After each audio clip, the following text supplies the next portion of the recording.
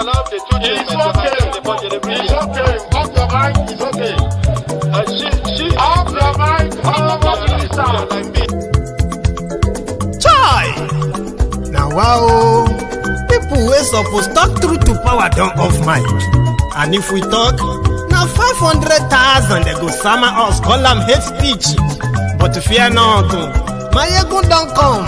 Ingo torchlight every corner, nooks and cranny of all these bad people where they spoil our country.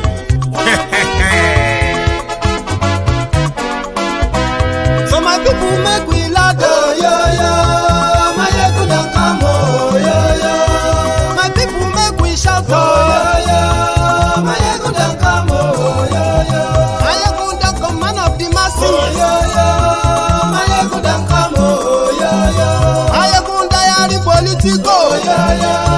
My ego don't come, oh yo yo. This one not the off in mind, oh yo yo. My ego don't come, oh yo yo. And in the touchlight every corner, oh yo yo. My ego don't come, oh yo yo. Okay, some people be they holla say they want the power. Chai, them be promise us say we go get light and power. Nah. Them hustle sote they can't get the power.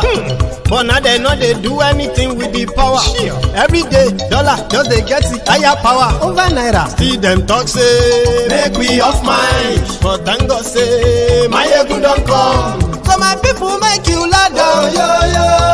My ego don't come, oh yo yo. My people make we shout, oh yo yo. My ego don't come, oh yo yo. My ego don't come, man of the masses, oh yo yo. My ego don't come, oh yo yo. My ego diary politico, oh yo yo. My ego don't come, oh yo yo. This one not they off in mind, oh yo yo. My ego don't come, oh yo yo. Person where they do evil, no one make person talk. Them say that my yegun, that man too they talk. He too they talk. Say my yegun diary, he they hot like pepper. But every day then they take money in bulk. Woman picking, they the street they hawk. Still them talk say make we no talk. But thank God say my yegun don't come. So my people make you laugh, oh yo yo. My yegun don't come, oh yo yo. My people make you shout, oh yo yo.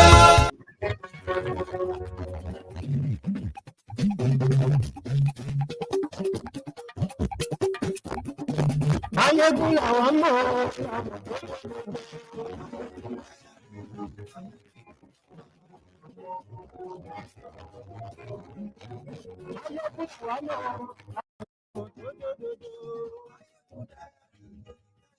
Hello there. Ọ̀rẹ́ ara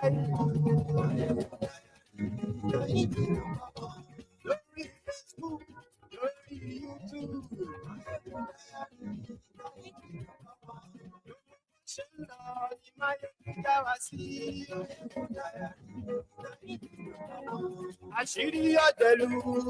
Good morning to you once again. Good afternoon to you and good evening to you from wherever you are joining me from. It is Mayegun Live.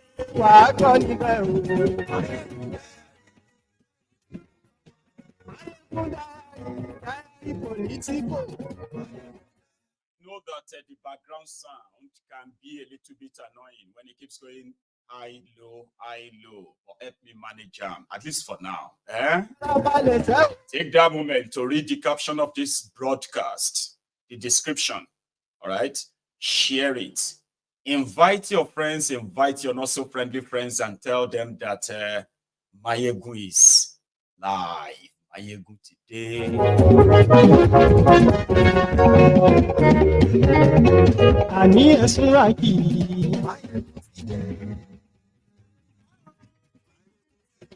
Ọ̀jẹ̀lú esuraki. Ani esuraki. Nakaya. Lórí Facebook. Those are the early birds. Ani esuraki. Chrissy. Yeah. Lórí YouTube. Ani He's here. Let's read the caption once again if you haven't. Share it if you have not shared this broadcast. invite your friends and invite your not so friendly friends. I mean, your frenemies.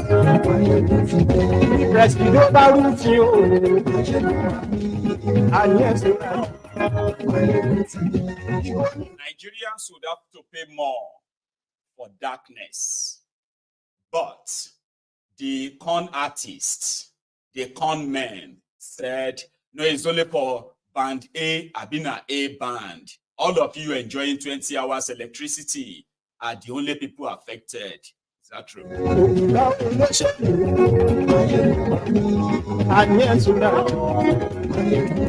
Mrs. Balogun is here. She's also an early bird, right? Want to sign a student loan again.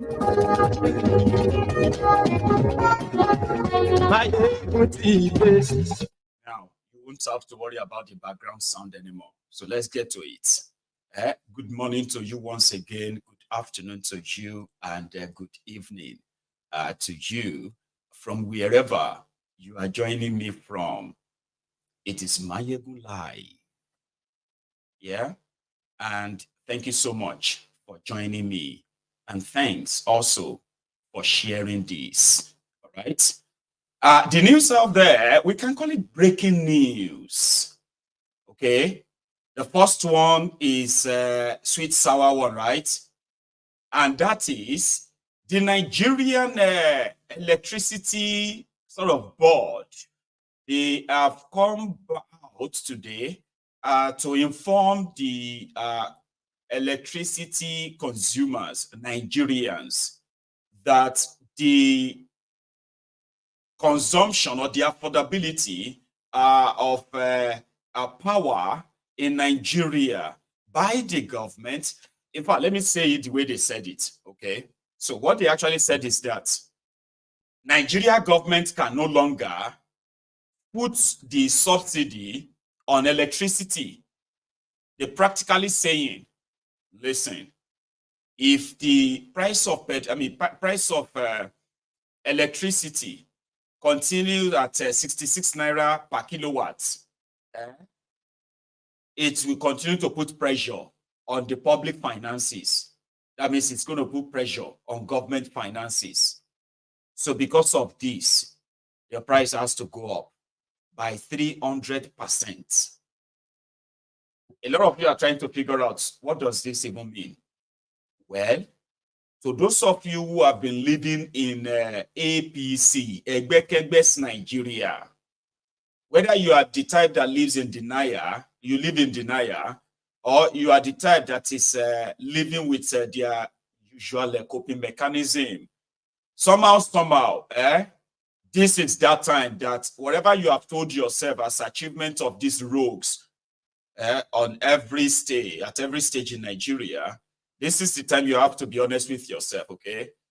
National grid of Nigeria collapses like a person with the suffer epilepsy, and that is why it is now called epileptic power supply in Nigeria. You know epilepsy na warapa in Yoruba. I do not know what you probably call epilepsy in your own language, but we call it warapa, and it is not a good thing, okay? So Nigeria epileptic power supply, which earned the former minister, and that is the Saleko Barack Obama Ashola, the minister of darkness in Nigeria, is the fact that the electricity collapses like every now and then. Like before you take your breath, it's gone. Before you take another breath, it's gone. That's how the electricity works in Nigeria. But there are places where the electricity is more available. All right. So they now said, okay, what do you call it? If you have no idea what this means to you, here is what it means, okay? If you have been enjoying electricity, if truly you are enjoying electricity for 20 hours a day, even if not twice, then give you a month, it doesn't matter, 20 hours, your electricity bill will increase by 300%.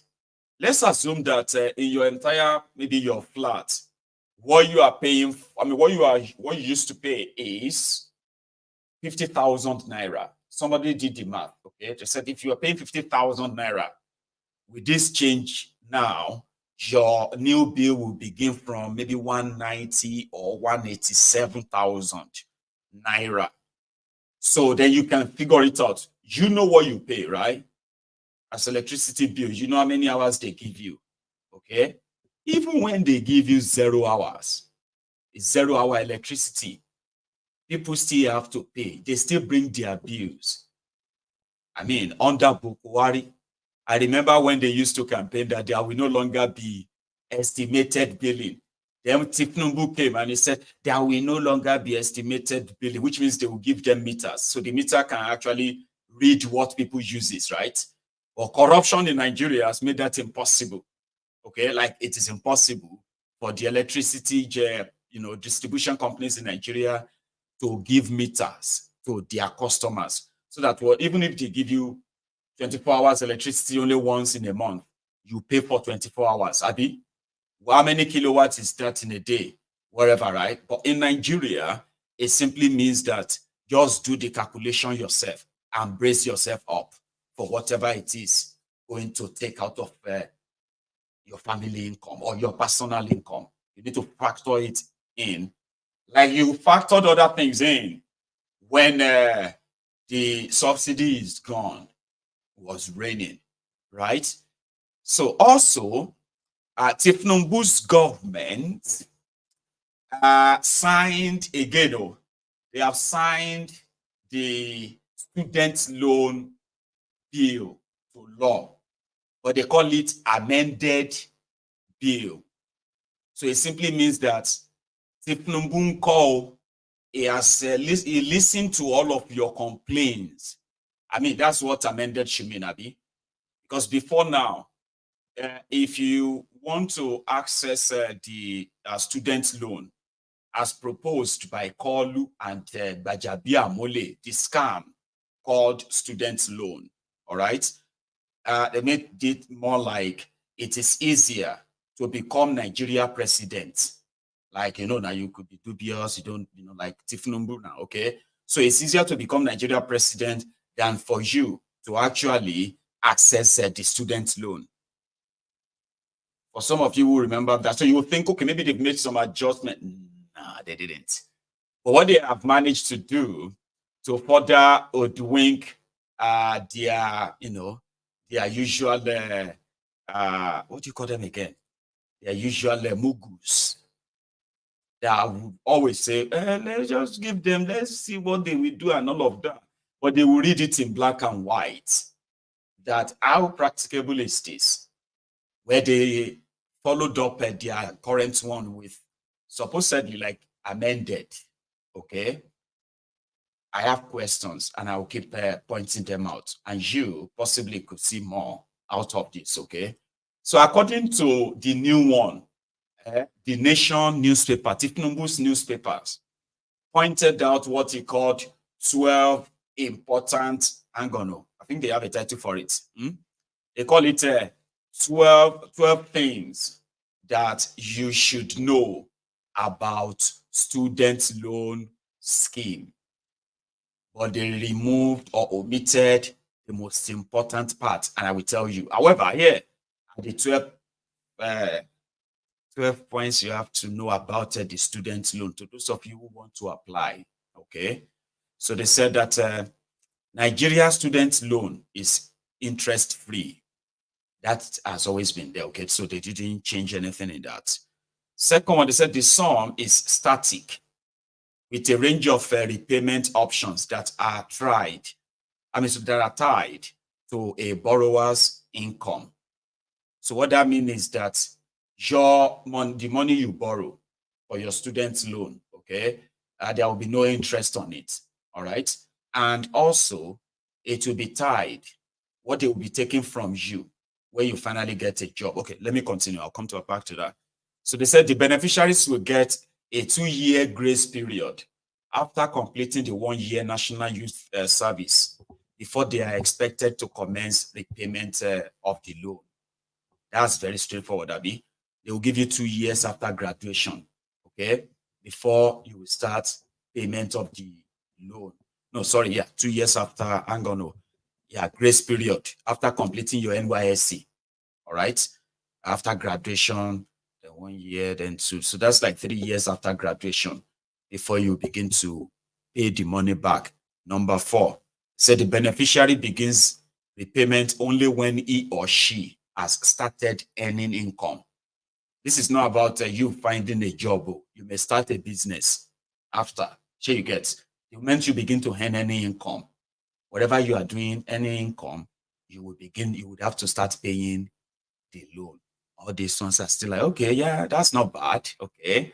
Then the 5th one, they said the baseline repayment amount is 10% of the monthly net pay of the beneficiary in the case of an employee, or 10% of monthly income or profit of the beneficiary in case of self-employed.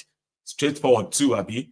For example, now, whatever you are going to be repaying back as your student loan will not be more than 10% of your net pay every month, your salary, okay? Then the 6th one that you should pay attention to, is there is also an option of a one-off repayment or an opportunity to indicate the particular percentage model you want for those in private business. Here is another one there that is also straightforward, okay? You can decide to pay everything off once, or you can decide to say, okay, now I want this percentage. I don't want to pay 10%. I want to pay this percentage more. You can decide that. Still straightforward, Abi. Beneficiaries who cannot find employment within the grace period of 2 years will have to periodically report their employment status to the student loan board, okay? So there's going to be a student loan board, right? I'll get to that one. But if you can't find job or you can't do any business after 2 years that you have left NYSC, you would have to go and start reporting yourself every, periodically. It may be every 3 months, it may be every 6 months, okay, to show that you are not earning money and you have no job. Also, this is the 8th one. The beneficiaries of the student loan confirmed to be dead, terminally ill, and incapable of earning a living through work will be granted waiver. So you can claim a disability and they can cancel your student loan, okay? If you have physical disability, mental disability, any kind of disability that you can prove, then they can waiver your loan. Number 9, I know even to get patience. Everybody done the type lori raw. I said, pay attention. There are people who believe that, okay, this looks legit, but other things they are hiding from you. Do you want me to tell you that first, or I should tell you the good one they are putting out there so that it won't be like, hey, what about the good one?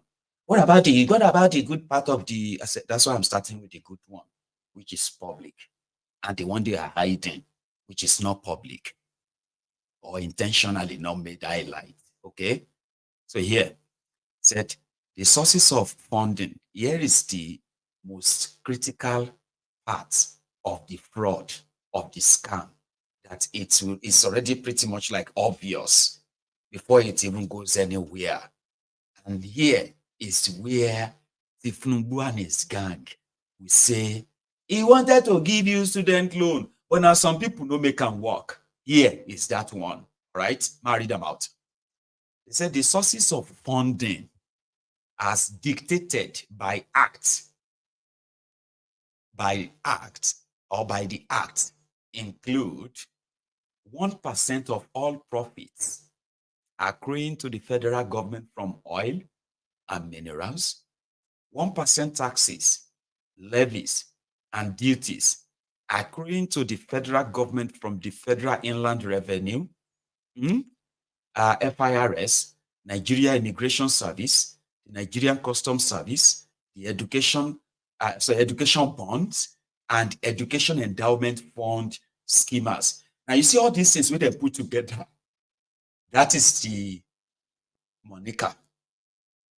Yeah, that is the giveaway of the whole fraud. You see, in Nigeria, it is a country where the only reason why Nigeria is existing is because there is money to share at the end of the month. Sure, you understand now? And that sharing from every part of Nigeria, all of them, now percentage sharing. You see all this money, all this revenue generating agencies of governments that Tinubu and his gang put under their funding for student loan, will require they will require all of the state governors, including PDP, all of them to now agree and say, that money you said you want to take 1%. If you are not lying to people, we hope it's not our money. We hope it's your own share of that monthly allocation. Because all this one you are telling everybody that you are going to remove 1% from oil money, 1% from this other agencies' money. The money that everybody just collect everything from everywhere they can get, put them in a jar, on the share them like bash. So if you say you are going to remove 1% to fund this your student loan, Mr. Tinubu, we hope it's your own share of that allocation. Please tell everybody. Because one, Tinubu is telling them that the idea of student loan by the Agenje, RNG, Bajabi Amole, and the National Assembly under him, and then under Akpabiole. Now, the old juju lie behind it, quick cash stuff, right, is done in a way that they were now lying to people that the student loan is not for federal students alone. Because in Nigeria, you have federal schools, you have state schools. To them, if you want to fund the federal school, great. You will spend your own money, your own share. In Nigeria, they have 3 tiers of government. The first one, the 3, what do they call those ones again? Yeah, is that tiers? Oh yeah, 3 tiers. That's right. They have all these funny things they use to describe themselves. So the tiers are the federal, the state, and the local. The arms of government, those ones are like the executive, the judiciary, the legislature.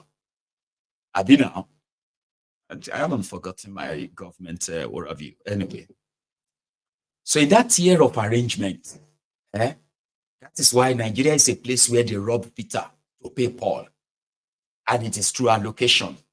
All right. So the fight for everything in Nigeria is about the money and the allocation. If you see people, they kill themselves to be governor of Zamfara, it's not because they want to come and lift the people of Zamfara out of poverty or put them to safety. It is because of the allocation of Zamfara. If people, they shoot themselves, the reason why with the wicked they run mad is because of the allocation of a river state. Here you understand. The reason why Sonweku Adegator, Governor Point and Kili, is acting as nanny to Paulu is because of Lagos allocation. And when you see them arming people, killing themselves, that they want to take power, they want to be in power. Now they are in power, their people are worse off. It's not because of their people, it's because of the allocation. Allocation, monthly allocation. And that was the monthly allocation that Tinubu now decided that the federal government takes 55% of all money that comes into that cookie jar as the big brother. All right? It is the one that will tell all of them how much money is available to share.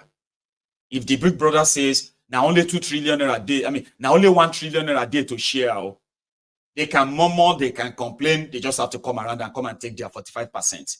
Because the big brother will take his own 55%. And that is the federal government. Here you get. The state was supposed to take, 25. Local government, 20. But the way Nigeria is like, the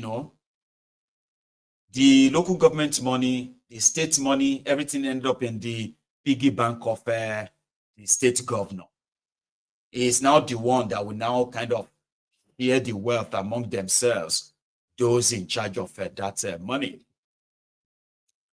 So if Tinubu is promising to take 1% out, they will need to go and amend, not this Aruge, I mean, this Genje student nonsense bill. They would have to go and amend their, what do you call that thing again? A federal allocation or whatever formula. They would have to go and change that law that says now, because you know something, in Nigeria, there is something called the education tax. Every business in Nigeria, operating in Nigeria, is expected to pay that 2% from their profit before tax, not even profit after tax. So before they declare their tax or remove tax money, everything, they have to take 2% out and pay it to government. That money is meant to be shared. Like I said, you rob Peter to pay Paul, it's all about it, okay? So once that money enters that cookie jar, they share the money to all the states to go and use it to fund education. But they never did. It's there is law. They are taking the money from all those guys in Nigeria.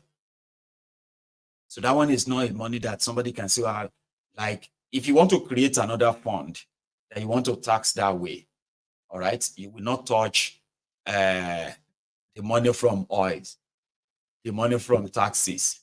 You would only touch the one that is your share. And that is where the lie is. And that is what they are going to tell you why their student loan did not work. Because some people did not want it to work. Some people make sure that it did not work in their state. Because when Tinubu wanted something to use to deceive Una, after saying he removed subsidy gone, he said student loan. But there was no plan. There was no actually anything like that. Like no plan, no RNG for it. It's just something they had to say at the time. And here are this is number 9. I have other 3. So yeah, they will take the money from the FIRS, Federal Inland Revenue Service. They will take money from the Nigerian Immigration Service. They will take money from the Nigerian Customs Service. You can't take money from them. Or maybe you can. Like saying myself, don't they sound like Nigeria is a law? Nigeria is not a lawless place.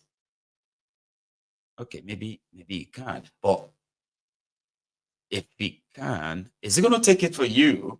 Can he break the law for you? No, he can't.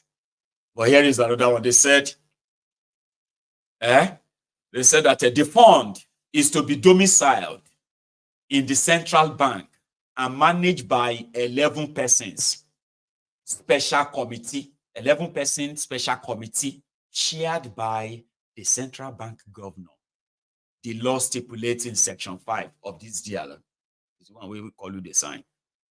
To apply for the education loan, candidates are required to submit applications to the chairperson of the central bank governor-headed committee through their respective banks. So you go to your bank, after you have fulfilled all the other requirements, so you go to your bank and submit it. They will send it to Kadobi Oduduwa Emefiole's committee, okay? And then your loan will be processed. So the application is to be accompanied by a cover letter signed by the head of their institutions, vice chancellors for university students, rector for polytechnic students, and provost for colleges of education, and student affairs officer of the institution. Now, these are supposed 12 points or highlights that you should know, but these are bullshit. Because that is not what will give you the loan. Apart from pointing out that one I pointed out, here are a few things they didn't tell you is part of it. Okay? Number 1, in your family, if there is anybody that the money they are making in a single year is over 500,000 Naira, you are not qualified to take the loan, to apply. It simply means that your entire household, not you in particular, your entire household, okay, must be earning something around maybe 30,000 Naira or 35,000 Naira a month in Nigeria of today. Then you can qualify. Okay. Also, you would have to go and look for either a royal father, a community head, level 12 officer, or a judge, bishop, or chief imam of your community to say they know you and you are a good person that they can stand for as guarantor, you need 2 of them to sign. In the forms that they will sign, they will say, if you fail to pay the money, they will pay. Those are your guarantors. Okay? Now, after you do all of that, you will now submit to the committee that, as they said, okay? You will submit to the committee through your bank. All right? You may be able to pick up the forms in your bank, okay? The guarantors form will be there written. If you fail to pay, the guarantors will pay. If the guarantors can't pay, you and guarantor will go jail. You understand that now? It is interest free. There's no interest, so there's nothing. And there's only 10% of your salary they will take. It won't really be an issue, right? However, once the guarantor sign, that's when you now take it to your provost, to your VC in your school. All right? And they would have to also sign that you are a student and all that. Then you now take it to your bank where you pick the form. I believe you'll be able to pick up the forms in the banks, okay, as a student. Now, all of these that have shown that you are a student, you have guarantors, you do not have the money to go to school. You do not have any money, you do not have any sponsor. That's why you need this. They said this is meant for the people who are actually poor, that have lost hope of going to school. So some of you don't really see that, don't think it is really generally for everybody. But I know that there are those who are really, really meant to benefit this, okay? And not, in all honesty, I wish it is not this really tough, all right? That you could actually access all this money, if that would be something that you can say, this is what I got from Nigeria. This is what Nigeria did for me. Like, I mean, there are many of us that will tell you, Nigeria stole a lot from us. Nigeria stole our childhood, stole everything. And it's still yet not freeing us. So if that student loan or so is something that you can look back and say, if not for it, I'll probably never be a graduate, something like that. I would want that to happen. But here is the final one. After you have done all of that, you can only be given the money based on the available money. Do you understand what that means? It simply means that you just have to wait. If the committee says the money they have now, for example, where they are budgeting 10 billion for student loan in that country, you ask yourself, for how many students? 10 billion for student loan, 6 billion for yacht, 40 billion for cars, 52 billion for vehicles, for senators, for reps, 90 billion to subsidize going to Mecca. I mean, look around.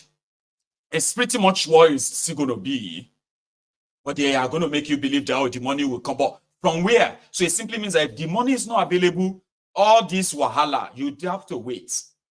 And the story can, Nigeria now, as a student, that money needs to be, you have to have that money now, or else once you miss the term or you miss a semester payment, that is you. And that could take you down a very dark road. Not helpful. So that is not part of what they wanted you to know in that letter. That hasn't changed. What has changed is that Tinubu said something about with immediate effect. Does that mean that you can go on and just do it? I'll show you where they were signing it. First, it's signed.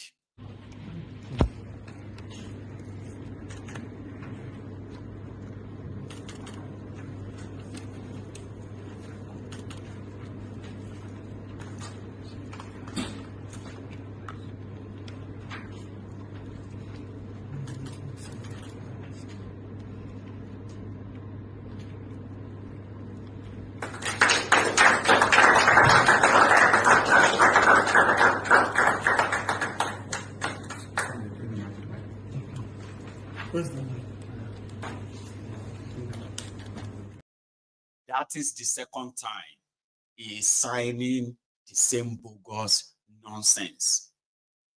I know their game. Here you get. They can just say, you know something. Let us shame these people who are trying to expose this fraud. Let's just use 1 billion. Okay. And let's just see, oh, the committee has approved the first 2,500 beneficiaries of student loan. And then they will just release some names into the media. And then you start seeing some video. I am so happy. Thank you, God. Thank you. And all of that stuff. And that's all they need. And if they tell you tomorrow that, you know, the country is going through a lot right now, Mr. President said that we should give money. I mean, we have backlog. We are expecting some money when Mr. President is approving, then we'll begin to pay all other students. Now, so now go to wait. I know their game. Do you think this guy knows what he is doing? After signing that for the second time in 10 months, nobody say they don't carry them out. Nobody say, okay, oh, they have started the student loan, but there is some faults. So they have to put a stop to it and quickly fix something. About everything where you hear about the student loan, now audio, the way you are hearing it now, and the videos and pictures I'm showing you, that's all the whole thing about the student loan. Oh. How many of you know that in the course of this student loan, why they are debating whether a 5 billion or 10 billion make them pay or put inside the student loan? Do you know that they've already spent over over 1 billion naira just putting together student loan? Do you know that? Anyway, now listen to this guy who signed the student loan, okay? And after it, tell me that this guy knows what he's talking about. Do you mind? Now pay attention. This is Kalu, ladies and gentlemen.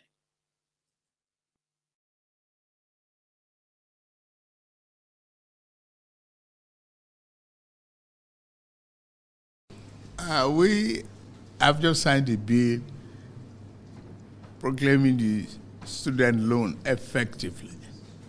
First of all, I must thank the members of the National Assembly for their expeditious handling of this bill, considering the children of Nigeria, that education is the tool to fight against poverty effectively.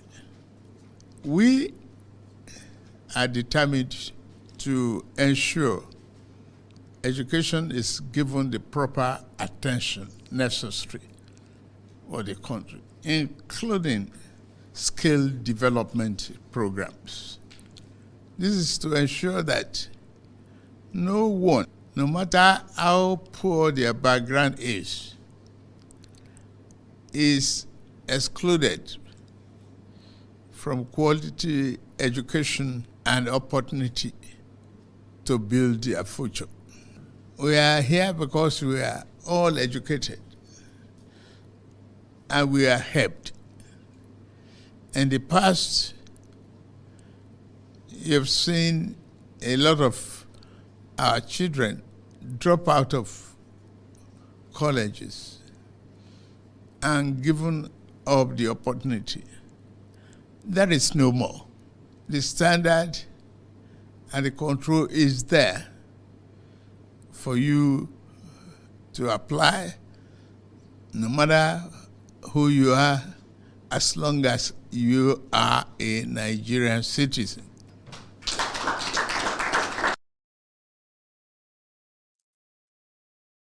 No matter who you are, no matter how poor you are, you can still access education. Brilliant, yeah? So the mechanism is out there. So now, when it said with immediate effect, what does that mean? With immediate effect, does that mean that immediate effect?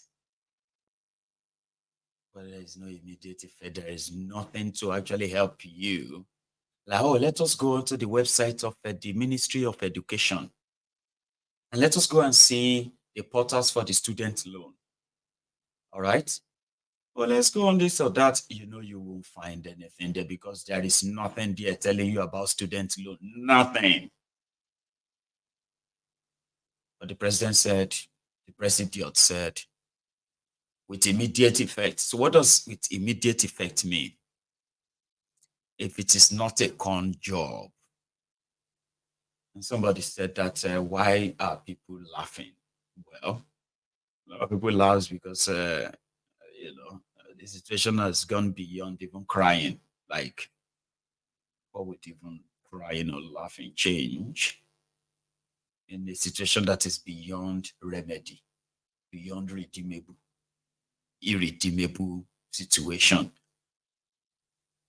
Anyway, I was coming to the studio this afternoon when I received a sort of a notification. I was coming from an odd place. It's like a few days ago, people were asking that now that the Okwama people are under this military invasion, and it's all over the place, where is Asari Dokubo? Where is Asari? And that was when I saw that notification and opened it up.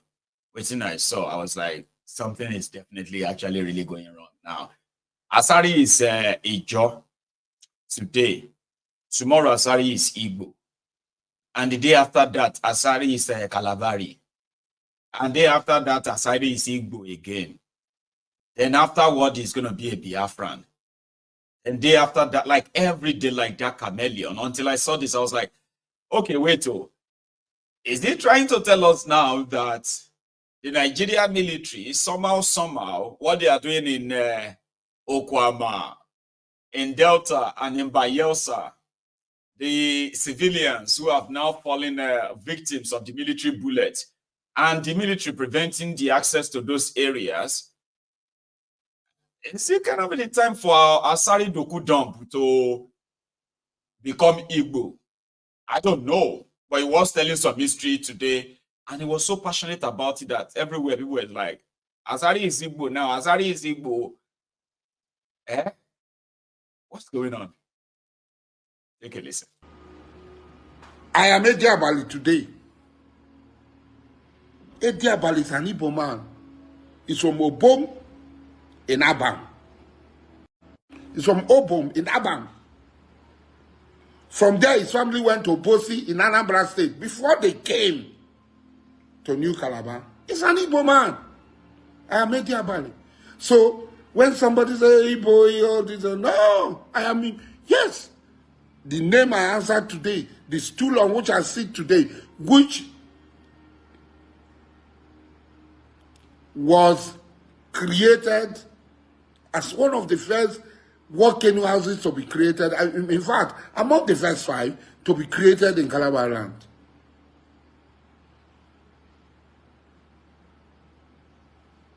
Edi Abali became the richest man of his time. He's an Igbo man, 100%. And he never denied being an Igbo man. So I, his worthy descendant, will not deny. I have my disagreement with Igbo, but I cannot. So also is bricks. So also is asphalt.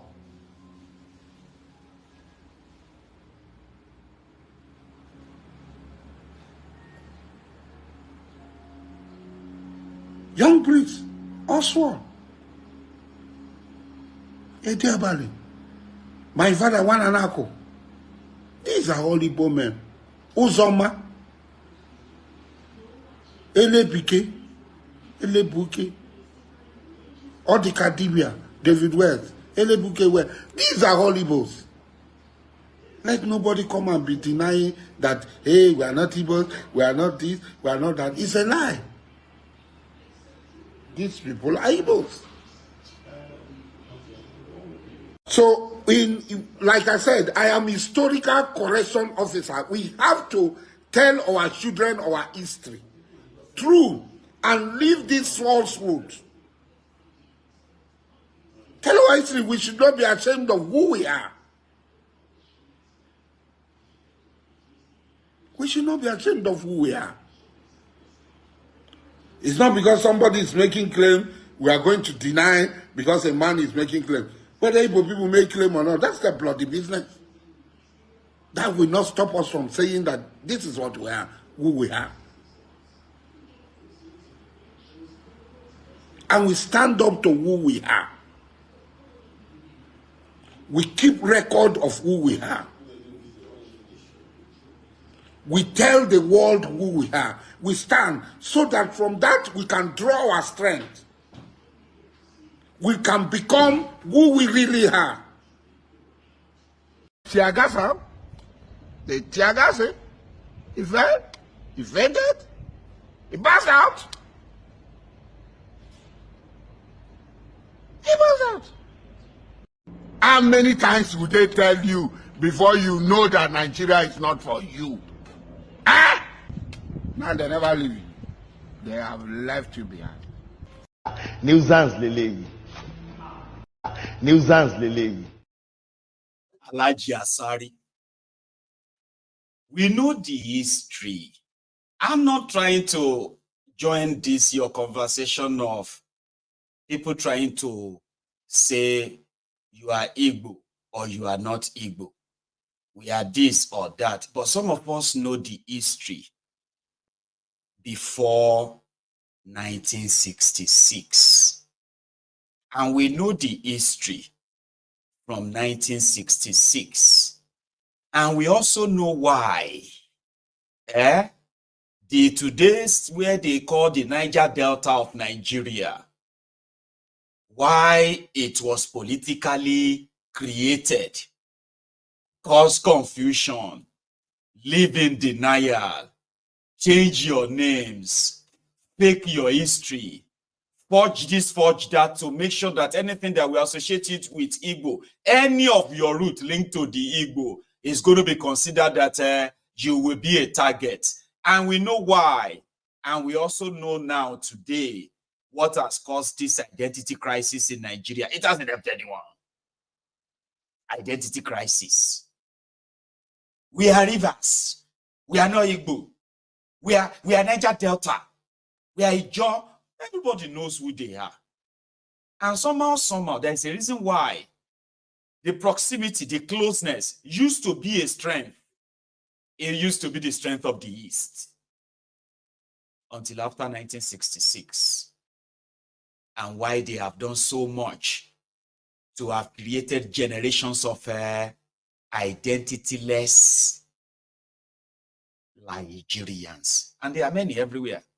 They have no identity, they can really say. And every now and then, it's always a battle. When you try to say, but you do have this connect. No. Don't. Where are you? Is that what your forefathers told you? They did a good job, right? But we do know why. We know why Nigeria became compartmentalized. We know why these artificial borders were drawn and they call them states, state creation. We know this history. All of now, as time goes on, you will discover this, you will learn from them, and you will build your strength from them. Asari know well, but there are more generations after Asari who are born into that confusion today.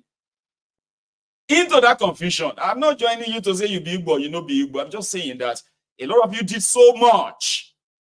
Your fathers, your parents did so much to cut off anything that could be, and there is a reason for it. You don't know, do you?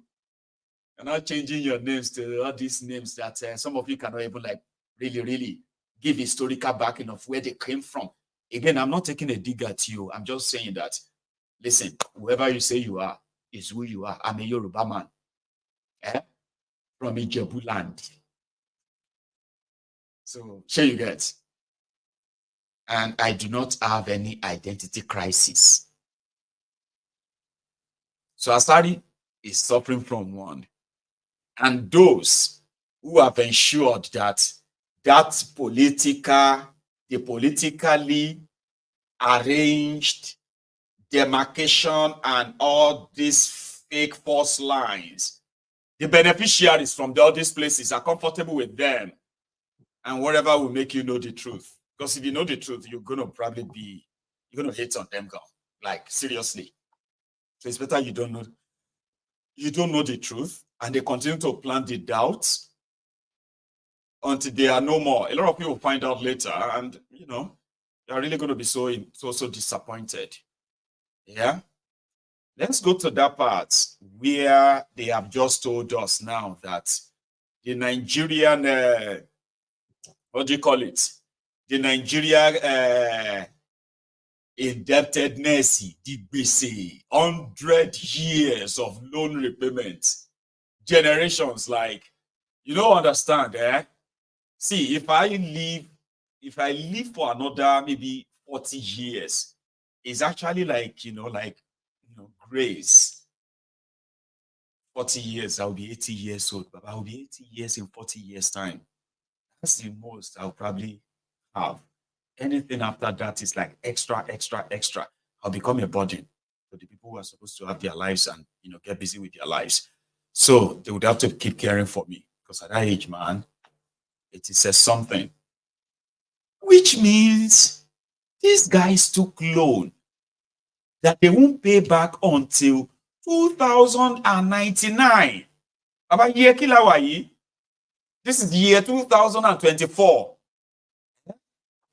In 76 years' time, some children that are yet to be born, in fact, the ones that are yet to be born, so many of them will be born into poverty, and like about 7 generations ahead, they will be born into further poverty because of the greed of these selfish ones who are here now. So yeah, at the point we're all going to have to wake up and tell ourselves the truth. I promise you, the identity crisis will soon be a thing of the past. Nobody will tell you who you are anymore, because you will find yourselves and you will know who you are. And when you know who you are, nobody can tell you otherwise. I promise you. Because you will find out why this whole thing is actually not really make any sense, if all of us want to be honest. Let's go to Rivers State, because that's where Asari Dokudon is from. Asari is lamenting. Some people said Asari said the reason why he hasn't said much about the Okwama attack and the rest is because, he's fasting, okay? And somehow they are trying to force him to say something that will upset Tinubu. That's where I'm going to wrap up that of. But before we go to before we go to the economic part, I've got clips to share with you. I could kind of talk the rest out, okay? Here is what the military are now saying about Okwama. There's a reason why you have to see this, as their stories keeps changing. The Nigerian military said they are occupying that area because they are searching for stockpiled arms in Okwama. They said the people of Okwama, they have arms that they have stockpiled somewhere, and they've also taken military weapons from them. And until they get to those weapons back, including the people they have declared wanted, they will not allow anybody to access that region or access. And also, they know that it's not everybody that is involved. So they are trying to be human. I mean, Nigeria is not in military rule right now, but a section of the country is currently sectioned, sort of, by the military. Listen to it, please. The Urhobo community and other communities in the Niger Delta are accusing the Nigerian military of high-handedness, making it impossible for people to return to their communities, declaring 8 persons wanted, including a traditional ruler, not allowing the community to bury their dead.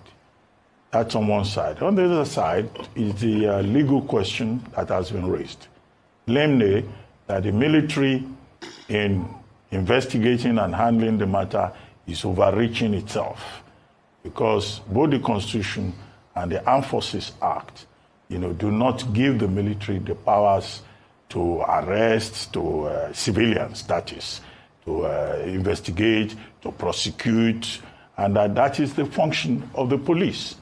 And even as grievous, as tragic as this situation is, that what the defense headquarters should have done is not to declare people wanted, but to hand over the matter to the police to see to its logical conclusions, since civilians do not fall under martial law. What do you have to say in response to these two major criticisms out there in the public? But just first and foremost, let me just appreciate Nigerians and Nigeria for standing by the military. People have commiserated with us for the death of our colleagues. And I'm really, really very happy with the responses. I received letters of condolences from all over the world, not only in Nigeria. People tend to understand that the military is established as the authority of the government to protect Nigeria and to protect Nigerians. And that is why we view it we take it very seriously when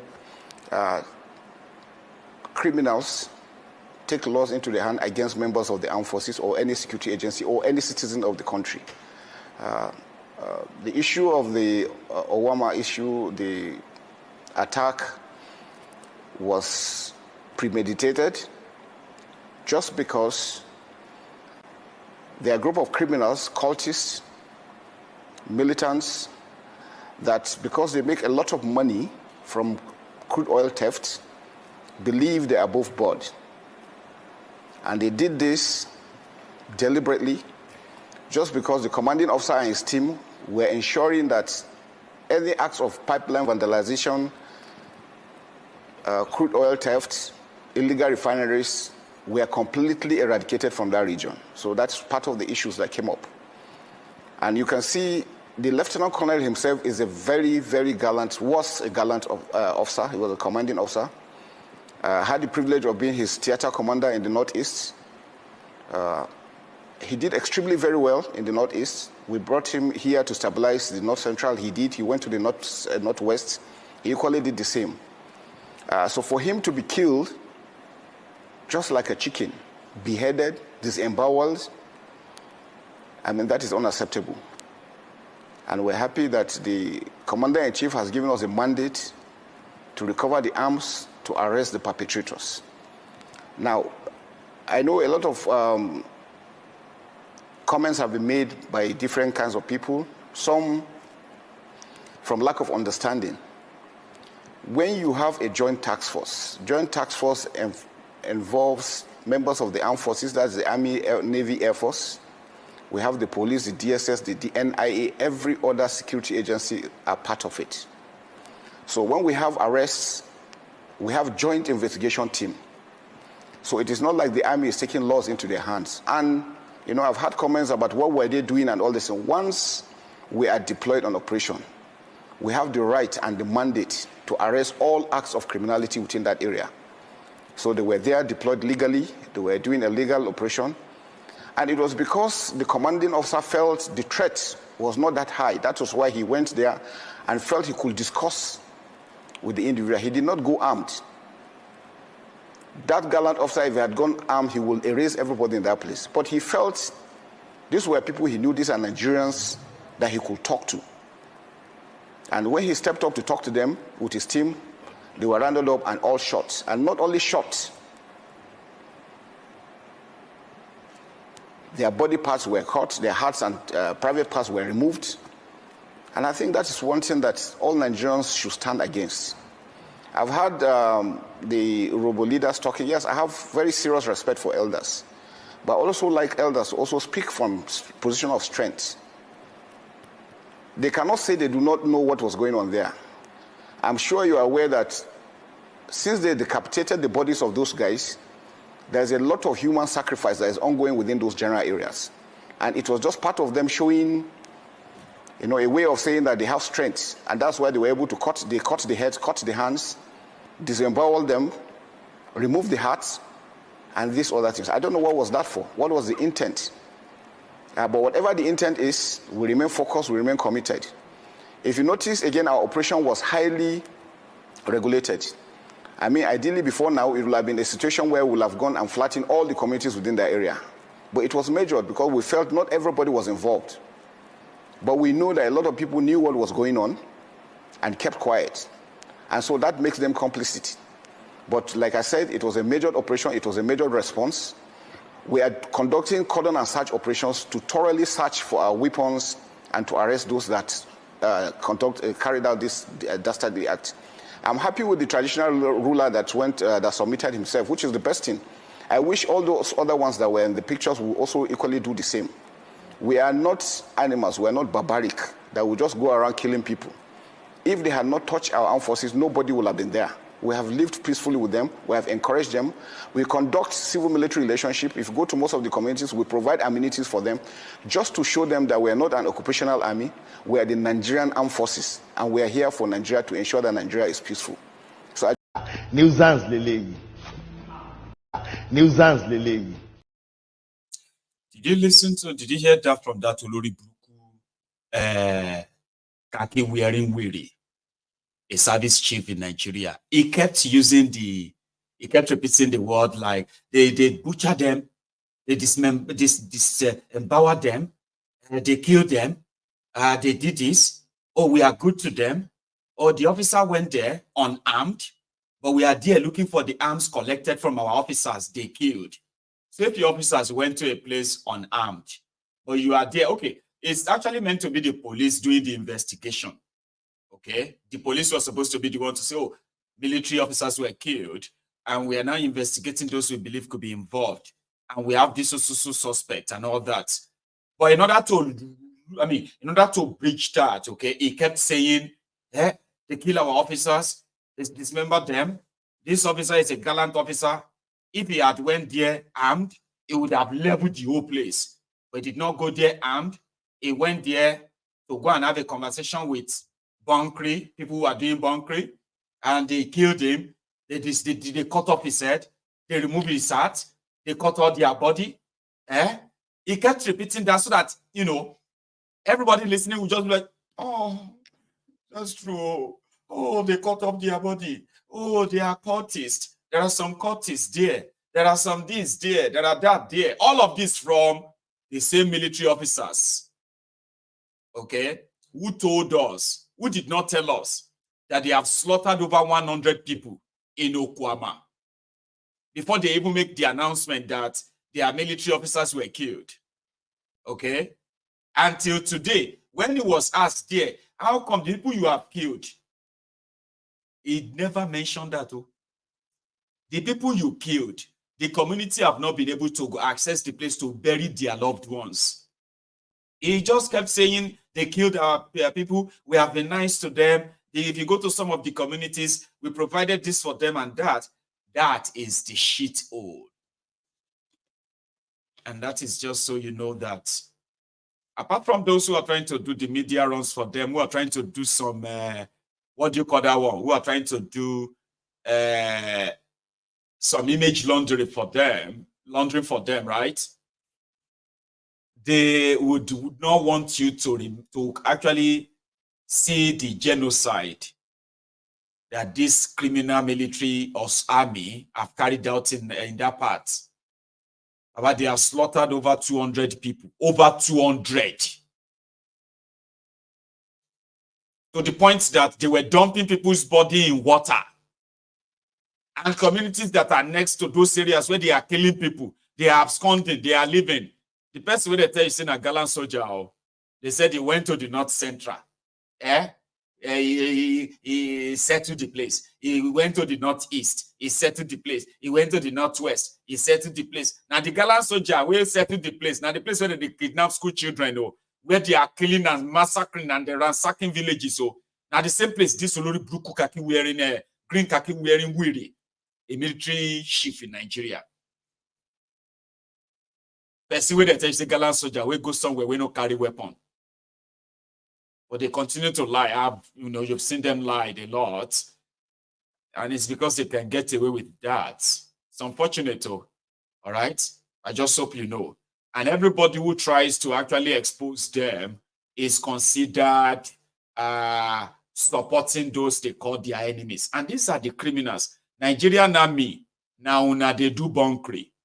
Nigerian Navy, now they do bunkering. And you know the So if you are killing innocent people just for your cover up, just know that there are those who are documenting those things. It's just so unfortunate that when you document themselves, where you would take them to, because, come on, these are murderers. And they get away with that. They do. All they have to do is just to give a sort of a tag to why they are killing the people. And then you will never see any one of them take responsibility for that. You give you mandate to go and kill Nigerians. And you still think that's a real place, Abi? Let's go to the part of Werewike's lamentation. It's been a while. So Werewike's lamentation seems to have finally come to the madness level, although some people believe that he's already mad. That's why we call him Werewike, Abi. And this is because of the, what do you call that thing again? The battle between the godfather and the godson, Abi. Anyway, Werewike rigged Fubara as governor in order to come and help cover his ass, his looting, and his failure as a governor. Right now, the state that Werewike was governor for 8 years, flyover 1, flyover 2, flyover 3, flyover 4, flyover 5, flyover 12. The Olori Brukuma will tell you saying the brag saying they build flyover 12 flyovers. Has left a state with the children where you have, listen to this, where you have 82.1% children in River State are living in multi-dimensional poverty. That is the second richest state in Nigeria. And that guy, he was in charge for 8 years. At the end of the day, after all the loudmouth and all the whole thing, he ended up as an ass licker, a twerker for Gbajabi Amole, a former governor. He's not twerking for them there. He's a minister, and he currently feels like his political base or his political capital has been totally taken off him, and he will fight with whatever it takes. Lamentation of Werewike.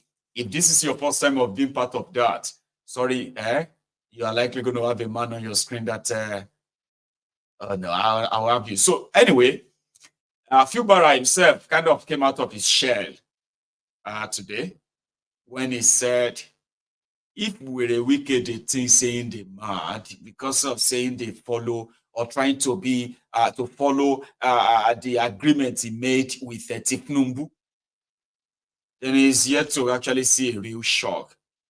Wike is fighting everybody right now. Everyone has betrayed him, he believes. And Werewike's House of Assembly loyalists, they are already hinting on, it's like we are going to bring back that impeachment of Fubara. And Fubara, too, in a nutshell, right? I've got compilation of them throwing brick back at themselves. Let's start with that of Werewike, if you don't mind. I want to take you to River State now. We'll talk about politics where the assembly has accused Governor Fubara, of not sticking to, the agreement they signed earlier. And a lot of people are saying that Nyesom Wike is at it again. That you have a kind of hold on the assembly member, and this is Nyesom Wike again complaining against Governor Fubara, threatening to resume impeachment proceedings. Okay. What is this perpetual problem between you and Governor Fubara?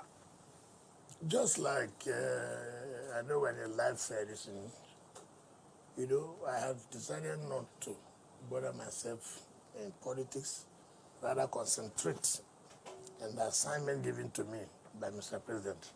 And that I've been doing. I didn't even go for Easter. I stayed back here because of the heavy workload I have in my hand.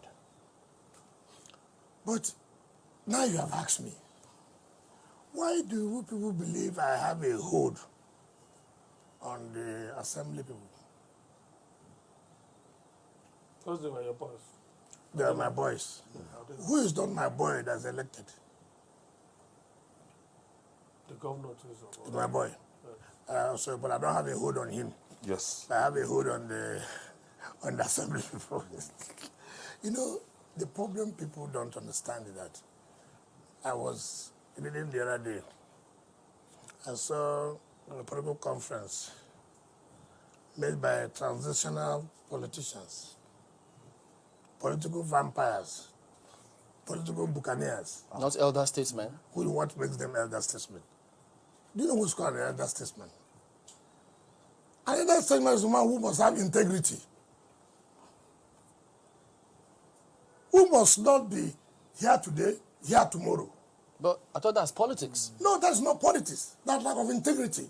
Why am I not like that? If somebody does not agree with you. Not agreeing with me. Listen. Not agreeing with me. See what they call integrity. Let me tell you what's called integrity. Take, for example, if you allow me to analyze one by one, let me just tell you.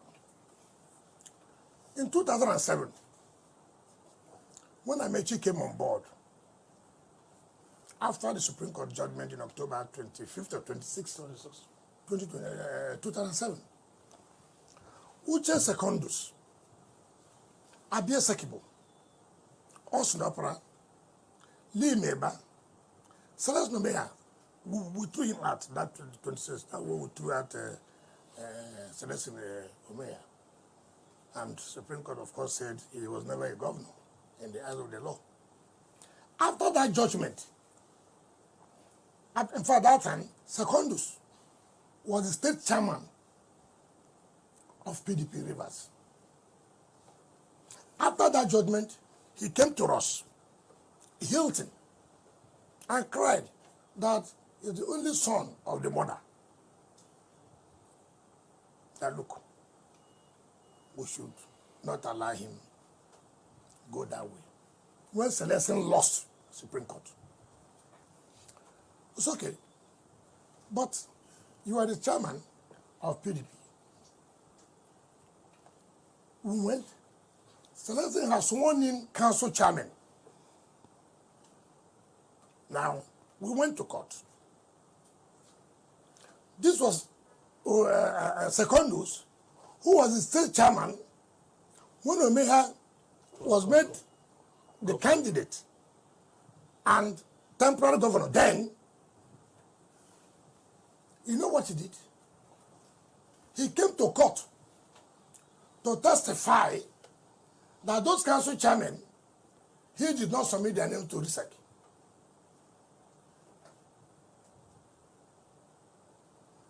This is a man who was with Omeha. Simply because the judgment is now against Omeha, there's no longer governor, he ran down to us, the Amechi State, and testified for us in court. And that was how court notified all the council chairmen then, notified their seats. Is that a matter of integrity? It's not whether you agree with me or not. I'm just telling you now. That is one. But you supported him to higher positions in the PDP. Hold on, I'm As coming PDP now. chairman. Look, you see, that is my problem. You ask question, I want to give you background when it says statesman. What makes them elder statesmen? Is it because you have faced 70 years? Is it because you have held a seat before, a position before? You can be a governor, but without integrity, I have no business with you. Yes. Okay, take for example. If they are men of integrity, you say. You remember what happened in our last election? These are the people who called me killer because I was trying to force them to support a man who will not live long, who his life has been determined that, look, there's no way of wasting their time to support him. I'm trying to force them. Now, you know that Omeha and Amechi are first cousins. You know that when Amechi came on board, he was the one who removed Omeha's picture, that he was never governor. I don't know whether you understand that. Do you understand that? All of you. It is smoke Igbo. It is take Indian. That is why we call that part the lamentation of Wike. That's why he's going to sit there and tell you how much of these people have betrayed him. And at the same time, he's going to sit there and tell you, I don't care about them and all of that. The reason why you are watching that is because there are some people here we be say when they pray for karma. And there are people who believe in karma. I have them here too. There are people who are like waiting for the day the karma will strike, and they can watch this with a wiki on a stake. Not like literally, okay, not like physically, kind of. Because of the reasons best known to them. I don't want to go into that, right? So I'm going to mix it. That was the first part. It was there talking about how people, because those guys went to Fubara. It's like everybody with the fight with the wiki is now supporting Fubara. And somehow, this is so painful for wiki because these were supposed to be the people he had defeated. He made Uche Secondus PDP chairman when he felt like he was going to be president of PDP, he would be the presidential candidate of PDP. He plotted and got Uche Secondus out. Then went on to go and bring, what's that guy again? From Benue. Iyocha Ayu. He brought in Iyocha Ayu, thinking that the Dumbo Werewike. They did not tell him that Plateau State is not, Benue or so is not northern Nigeria. It is middle belt part of Nigeria. That it is only when it's politically convenient for them, the Sharia North want to claim the middle belt is also northern Nigeria. Werewike as governor, he thought if he brought Iyocha Ayu, then that will automatically make him from the south the candidate of PDP. And Tambuwal Tambuwal pretended to buy into that.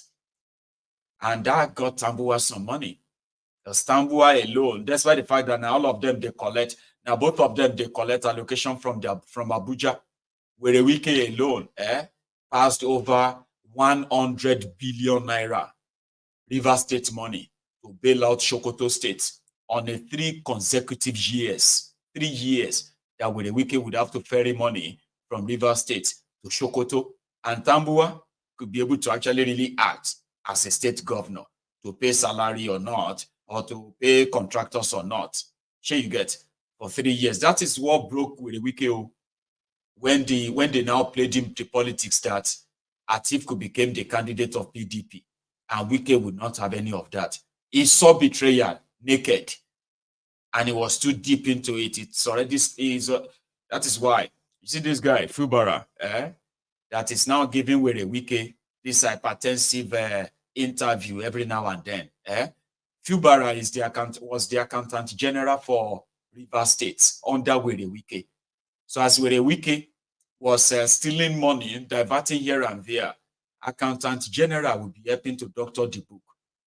A year before the election, 2022, EFCC declared Fubara wanted.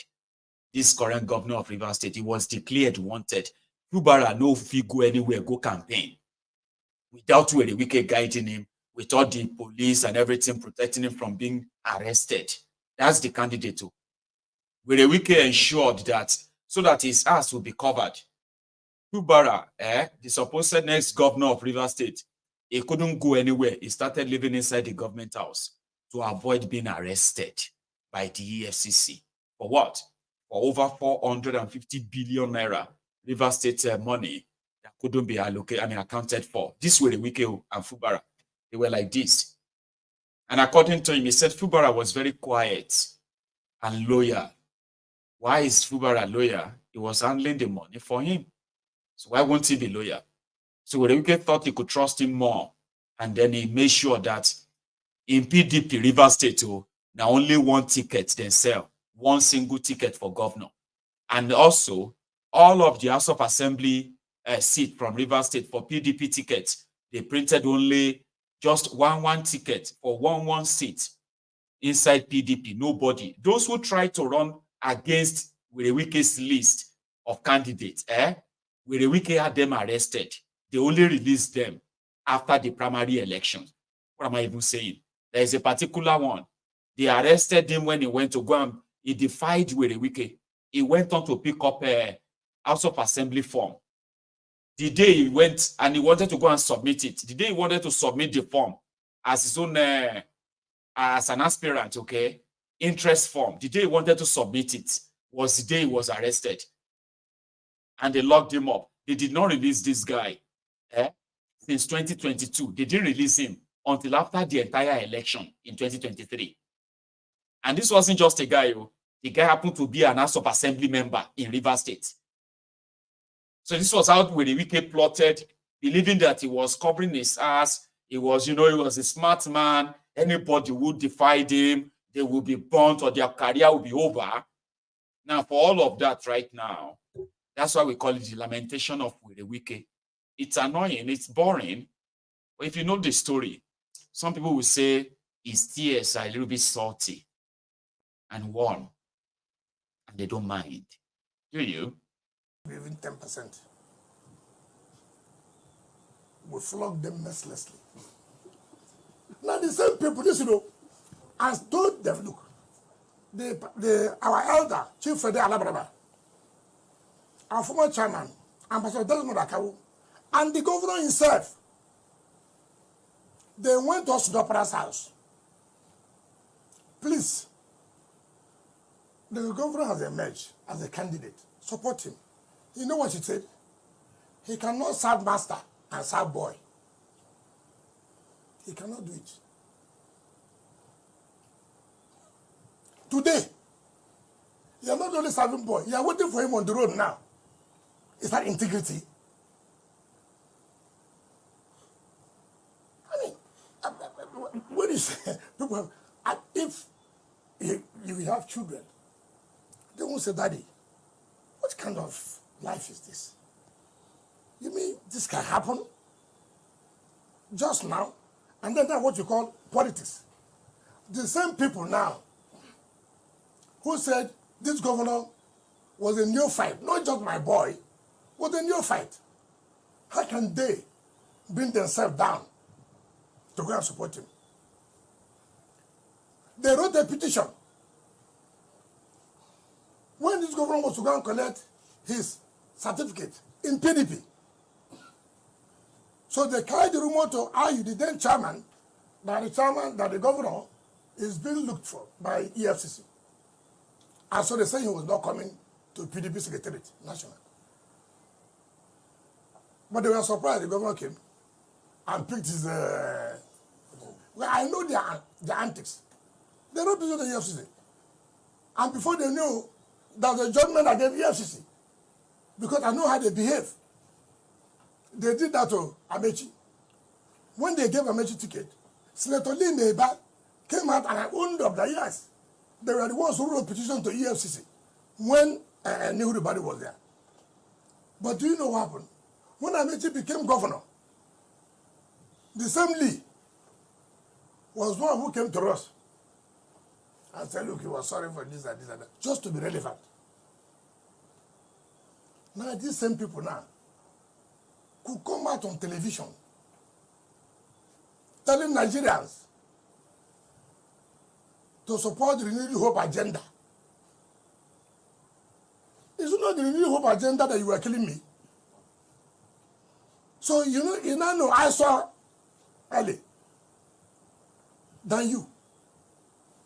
Instead of you to admit, you now say, oh, you are supporting Fubara. You are supporting Fubara for what? Is there any election? Do you want him to appoint you into his cabinet? So that you won't impeach you. What is impeachment? I'm not the legislator. All these so-called leaders, if you are supporting Fubara, as you claim, what's the support? He's having a problem with the legislature. You go and bring the assembly member. I'm a leader in my local government. You go and bring the assembly. You go and bring the assembly. You go and bring the assembly. To show support. Right? You're not a leader by mouth. You're not, you see, people just, I am here now. I can call him assembly member, my own assembly member. I said, look, this is not the way we should do things. This is the way. He or she will respect me. That shows leadership. Isn't that what people wanted to show in this case? That truly, if you want to save Governor Fubara from the constant hackings coming from the House of Assembly, that you are in a position to do it because you more or less single-handedly put those guys and put him there too. And him too. So what's the so problem? If he has problem with them, you are the door linking the two sides. What is the problem now? Has he come to tell me that there's a problem? He wants to be on his own with these political vampires who are always sucking. My pity for them. They just want to take over these small boys. You know, they are these young boys who thought that, oh, they have a space now to make sure they get something from Fubara. Now, these people can't withstand hunger since I kicked them out. So they now want to take over those boys' role to continue to suck. First of all, Secondus is not a member of our party. Maybe he does not understand that. He's not a member of PDP. He's not a member. Now people don't understand this. And I'm going to take it up very soon. How is he not a member? How? He was suspended from the party. The court validated it. He went to a court of appeal. He lost. He appealed to Supreme Court. March 1st, Supreme Court dismissed his matter. What makes him a member of the party? Because he was dancing around with the articulate. Is that why? That makes him. Anybody can go and support articulate or whatever. That does not make him a member of the party. You see, these people do not understand. It's not just every time talking and talking and talking. I was happy that they did not support Tinubu. I was happy. It showed who on ground. If they had worked with me, none of you would have known that they are just empty. I thank God they didn't work. Now again, they said that's what. Did you see the press conference they had? Who's banned at the back? Atiku. You have Atiku's banned at their back. And you are saying we are former. You are calling Nigerians to support Tinubu. Oh, whom are you selling to? Than me.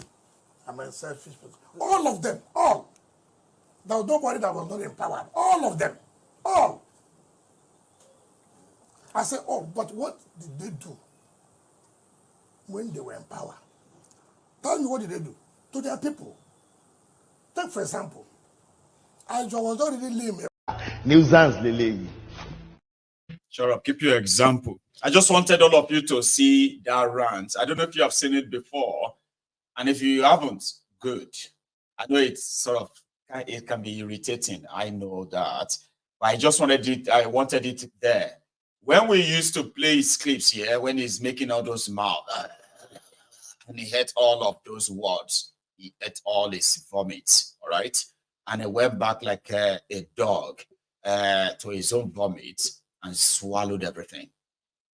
And that is why now that he's lamenting that, oh, when I was doing that, I defeated this, I defeated that. This guy asked the judiciary like this. I swear, like up to the Supreme Court, his wife is a member of it. His wife is a judge. His daughter, okay, I think that's the daughter of Odili. She's a judge. And these are the people who have actually planted their wives, their daughters, their sons. They've planted them into the judiciary. They can get any judgment anytime. And he knows how to use that very well. And that is why, after betraying his own political party, did anti-party publicly and bragged about it. He has no regret about it. And he continued to say, his own political party did not bond them well. Suspend who? Dismiss who? PDP. Tell them to try it. Like he said that many times. It's like they do not have to remove him from their party. His frustration, his last card right now is for Tinubu to let him choose who is going to be the governor of Rivers State. The way they made Tinubu your president, the governor of Rivers State after Fubara. And that's when the guy now said, well, I am paying the worker salary. That's why he said he's paying worker salary. And then he's only sort of following the instruction of Tinubu when he tried to make peace with all of them and all that, right? And yeah, with a wicked should not think that is like a sign of weakness. So best thoughts or Shifeso, Baba? Yeah, I am still expecting the delivery of that why we struck. And the moment I get that, I am going to read it here. All right. So I'm going to be choosing like maybe every fortnight, like we normally do. Okay, we're going to read it from Kwali to Kwali, even if it's going to take us 2 months. You understand? So we have a section like, we'll read a part, maybe for an hour. We go further into other programs, take calls. But yes, we will read. I am going to read that. Another thing I am going to try to do with some of these books is that I am going to sort of make short videos about them, okay? Something like a chapter where I will analyze what they say. I will kind of repeat what they say in there, and I will analyze what that simply means for easy understanding, okay? But I'm still waiting for the delivery of that. You want me to talk to you? They see yourself. A lot of people heard me when I said this months ago. So, but somehow we've been having an issue with delivery. All this why, but I'm on it. Promise. Okay. Thank you very much as well for your super chats. I'm so sorry that you had to make it a super chat before I could see that question. All right. The other one, a fatherless people. I have to be honest. Okay, I have not really read that book. Okay, but now that you've mentioned it again, I think it's going to be part of the collection. And I also want all of us to probably begin to get or to have the idea of me reading. I used to read here. I used to read a lot of stuff that people are so interested. Wow, really? So we will have to come back to that at some point. Okay, interesting historical documentaries rather, or documentation or whatever. I'm talking about stuff that could help us sort of unravel some of the questions a lot of us have been asking, but without answers. There are so many documented books that can help us shed light, help you and answer some of your own unanswered questions about Nigeria and beyond. Okay, so here is a Fubara who now kind of seems to be gaining ground himself, and he said, if this guy thinks because I am quiet, then I am weak, then he better think again.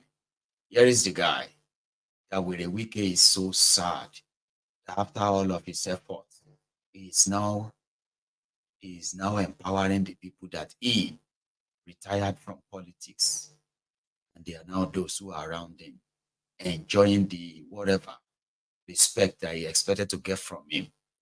The reason why they fought, or the reason why all of this is happening, is because they said after all of that, none of them paid for any form, including Fubara.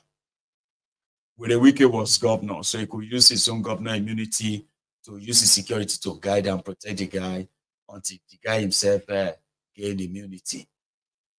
Wike was the one going everywhere campaigning, telling people about how he is this, how he is that, and all of that. Now the guy is there, and the guy said, I can't give you 30% of the state money. Like, who does that? Even God, we created ourselves, Now 10% in the collect. Who you be with a wiki that you want to collect 25% of the all revenues accrued to River State? You be who? Who you be? So the guy is now saying that, if Wiki will not respect himself and continue to push all this, right? He might actually find out the real aim. Similarly. It's the truth. It's the truth. Why did I say I'm about crying? Some days ago, somebody said we're busy renting crowd for Thanksgiving. But what I saw here today is not different from what is happening, but people that are appreciating God and good governance.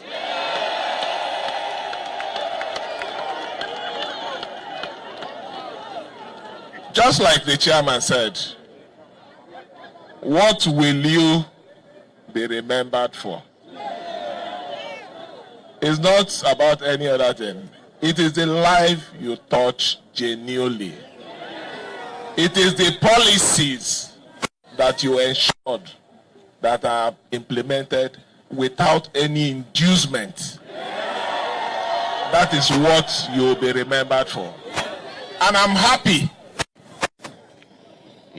standing with you on the first line of it, ensuring that the 30,000 minimum wage has been implemented.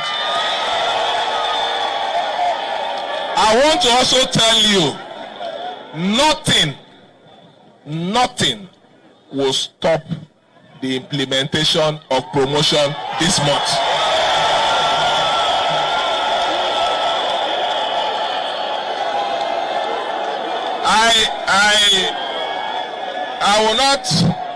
I will not address some things that the civil service chairman said, but let me say it here for record purposes. What is happening here in our dear state is somebody who have respect for an elder. Mr. President invited all the parties to Abuja and came out with a resolution that we should go and implement. That resolution, I'm implementing it, is not a constitutional implementation. It's a political solution to a problem. And I'm doing it because of the respect I have for Mr. President. But let me say it here. If that action that I've accepted to follow will be taken for my weakness, I will surprise them. I want this message to go to them. And I believe you know what I mean. Coming back to the main business of today. Chairman, you mentioned something about mobility. We will do something about it. You also mentioned, in the next 1 week, you'll get your bus. You made mention of the issue of gratuity. When I was the Accountant General, I had a meeting with you people about that issue. I will try to liaise with the Accountant General, and now that we have an able and understanding acting chairman of the commission, we are going to start the payment, full payment of gratuity. But I want you to know that gratuity in the local government has to do with your own fund, which was mismanaged. But we are going to correct it and ensure that your gratuity are paid when due. Let me also assure you that on the issue of consolidated salary, ensuring that you get to your 17 and above, we will also implement it. What do we need from you? We need your support. What do we need from you? We need your understanding. What do we need from you? We need you to obey the rules. When you're doing what is right, I will stand by you. Nobody, whether full or half, is going to intimidate you. Brace up. I say brace up. Because the next step, it will be fire for fire in local government. Everything will be implemented.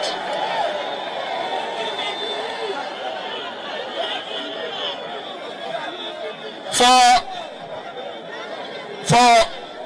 our people the great and wonderful people of Rivers State will continue to lead you with the fear of God. Maturity is not about age. Maturity is in person.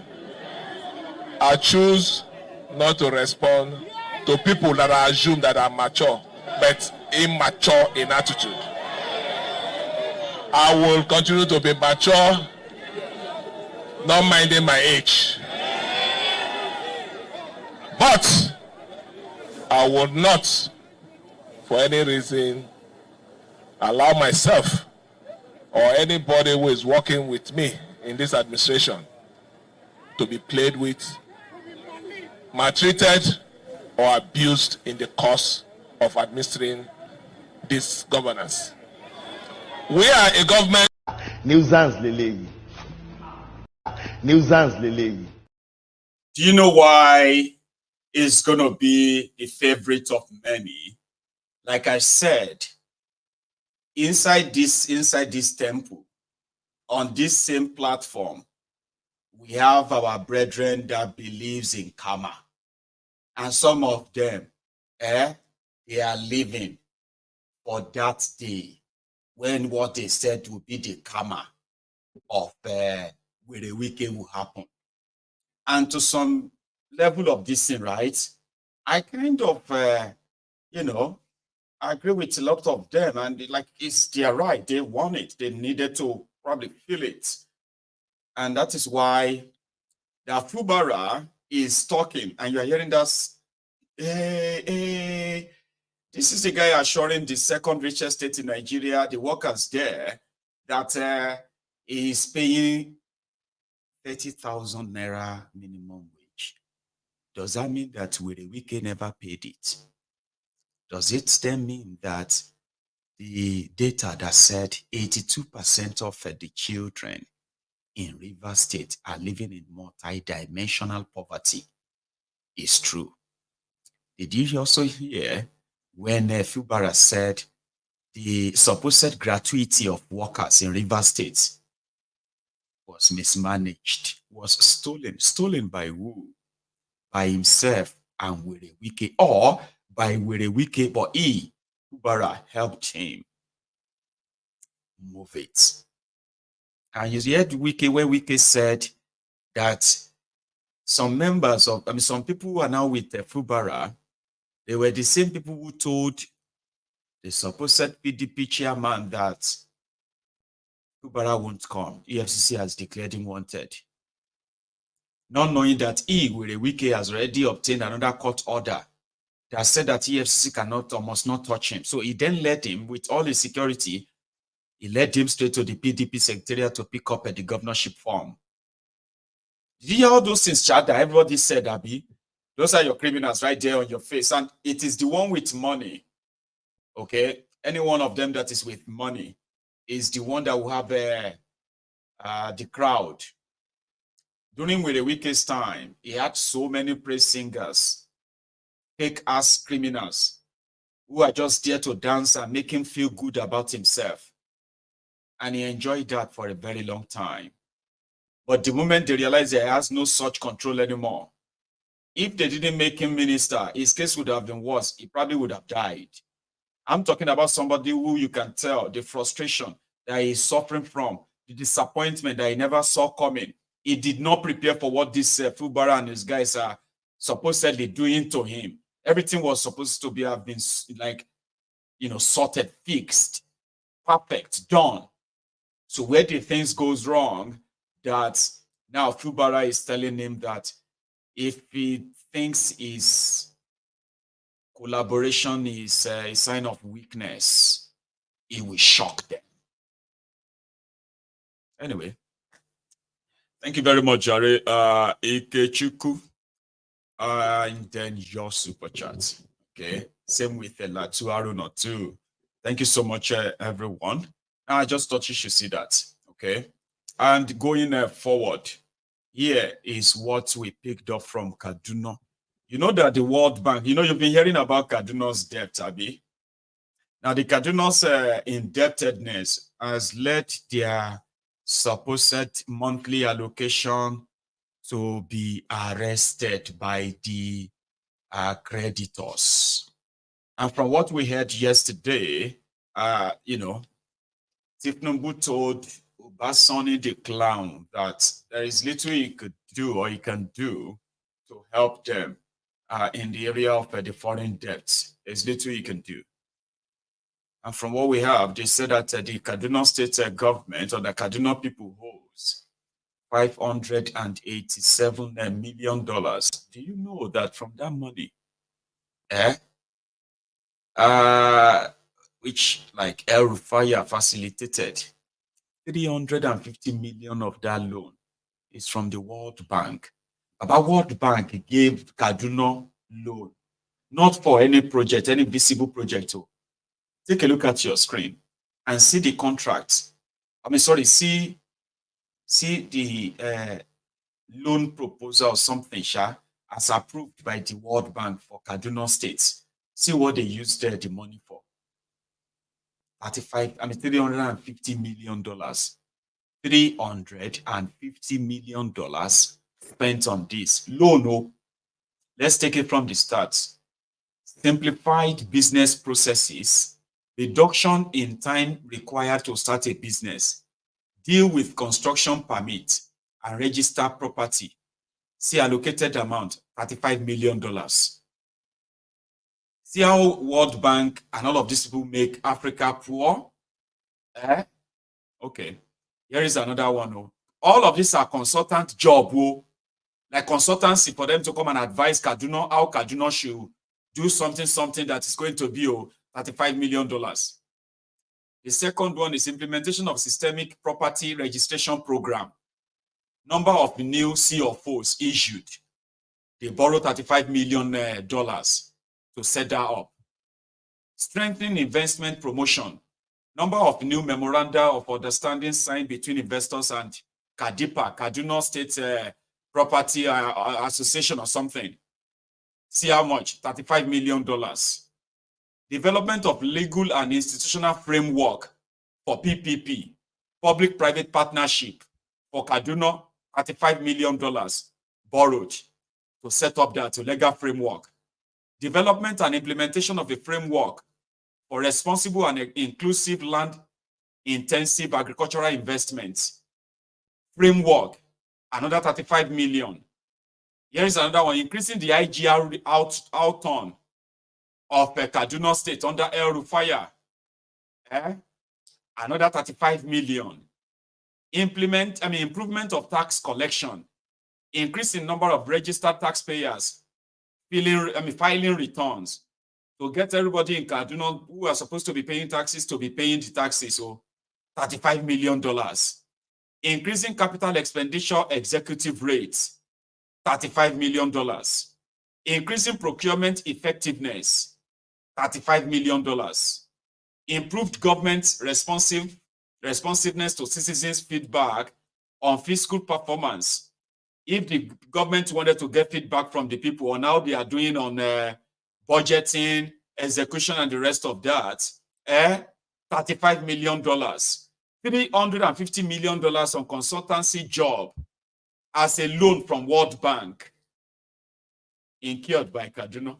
And World Bank paid them that money. They gave them that loan to go and do the consult, $35 million, $35 million, $35 million, $35 million, and that's it.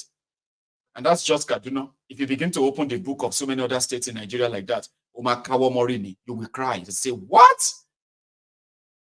They finished that place. Honestly speaking, if you know it, it's not like they're literally, it's actually physically, for real. The Central Bank of Nigeria said they defended the Nigerian Naira with 1.1 trillion Naira worth of dollars. Oh, I'm done. You know something? I'll just take calls, okay? Because let's just take calls and then wrap it up for the evening. I'm going to go make another tea. When I get back, I will take calls. If you are still interested, okay? The number is on your screen. You can dial it. I will be back in a minute.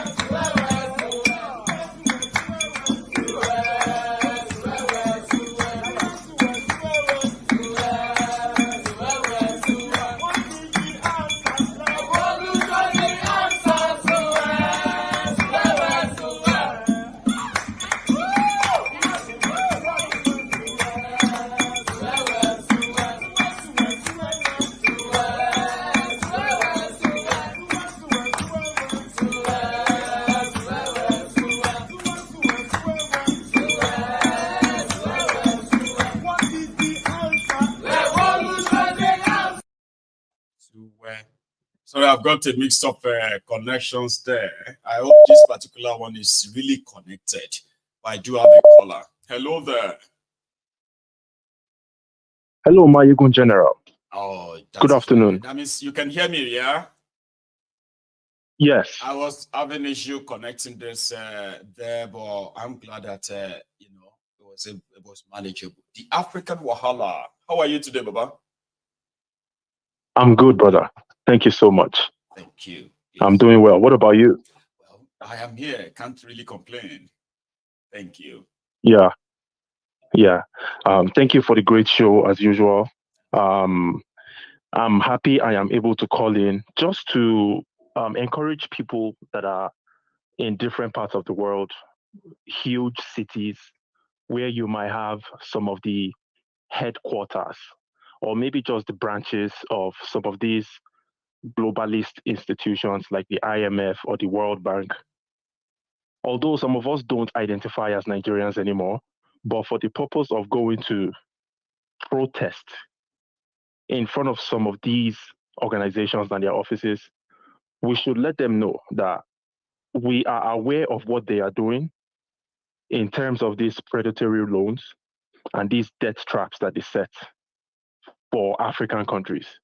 And the least we can do is to let the whole world know that we see what you're doing and we're going to let the world know. And the way we can get that done is through protests.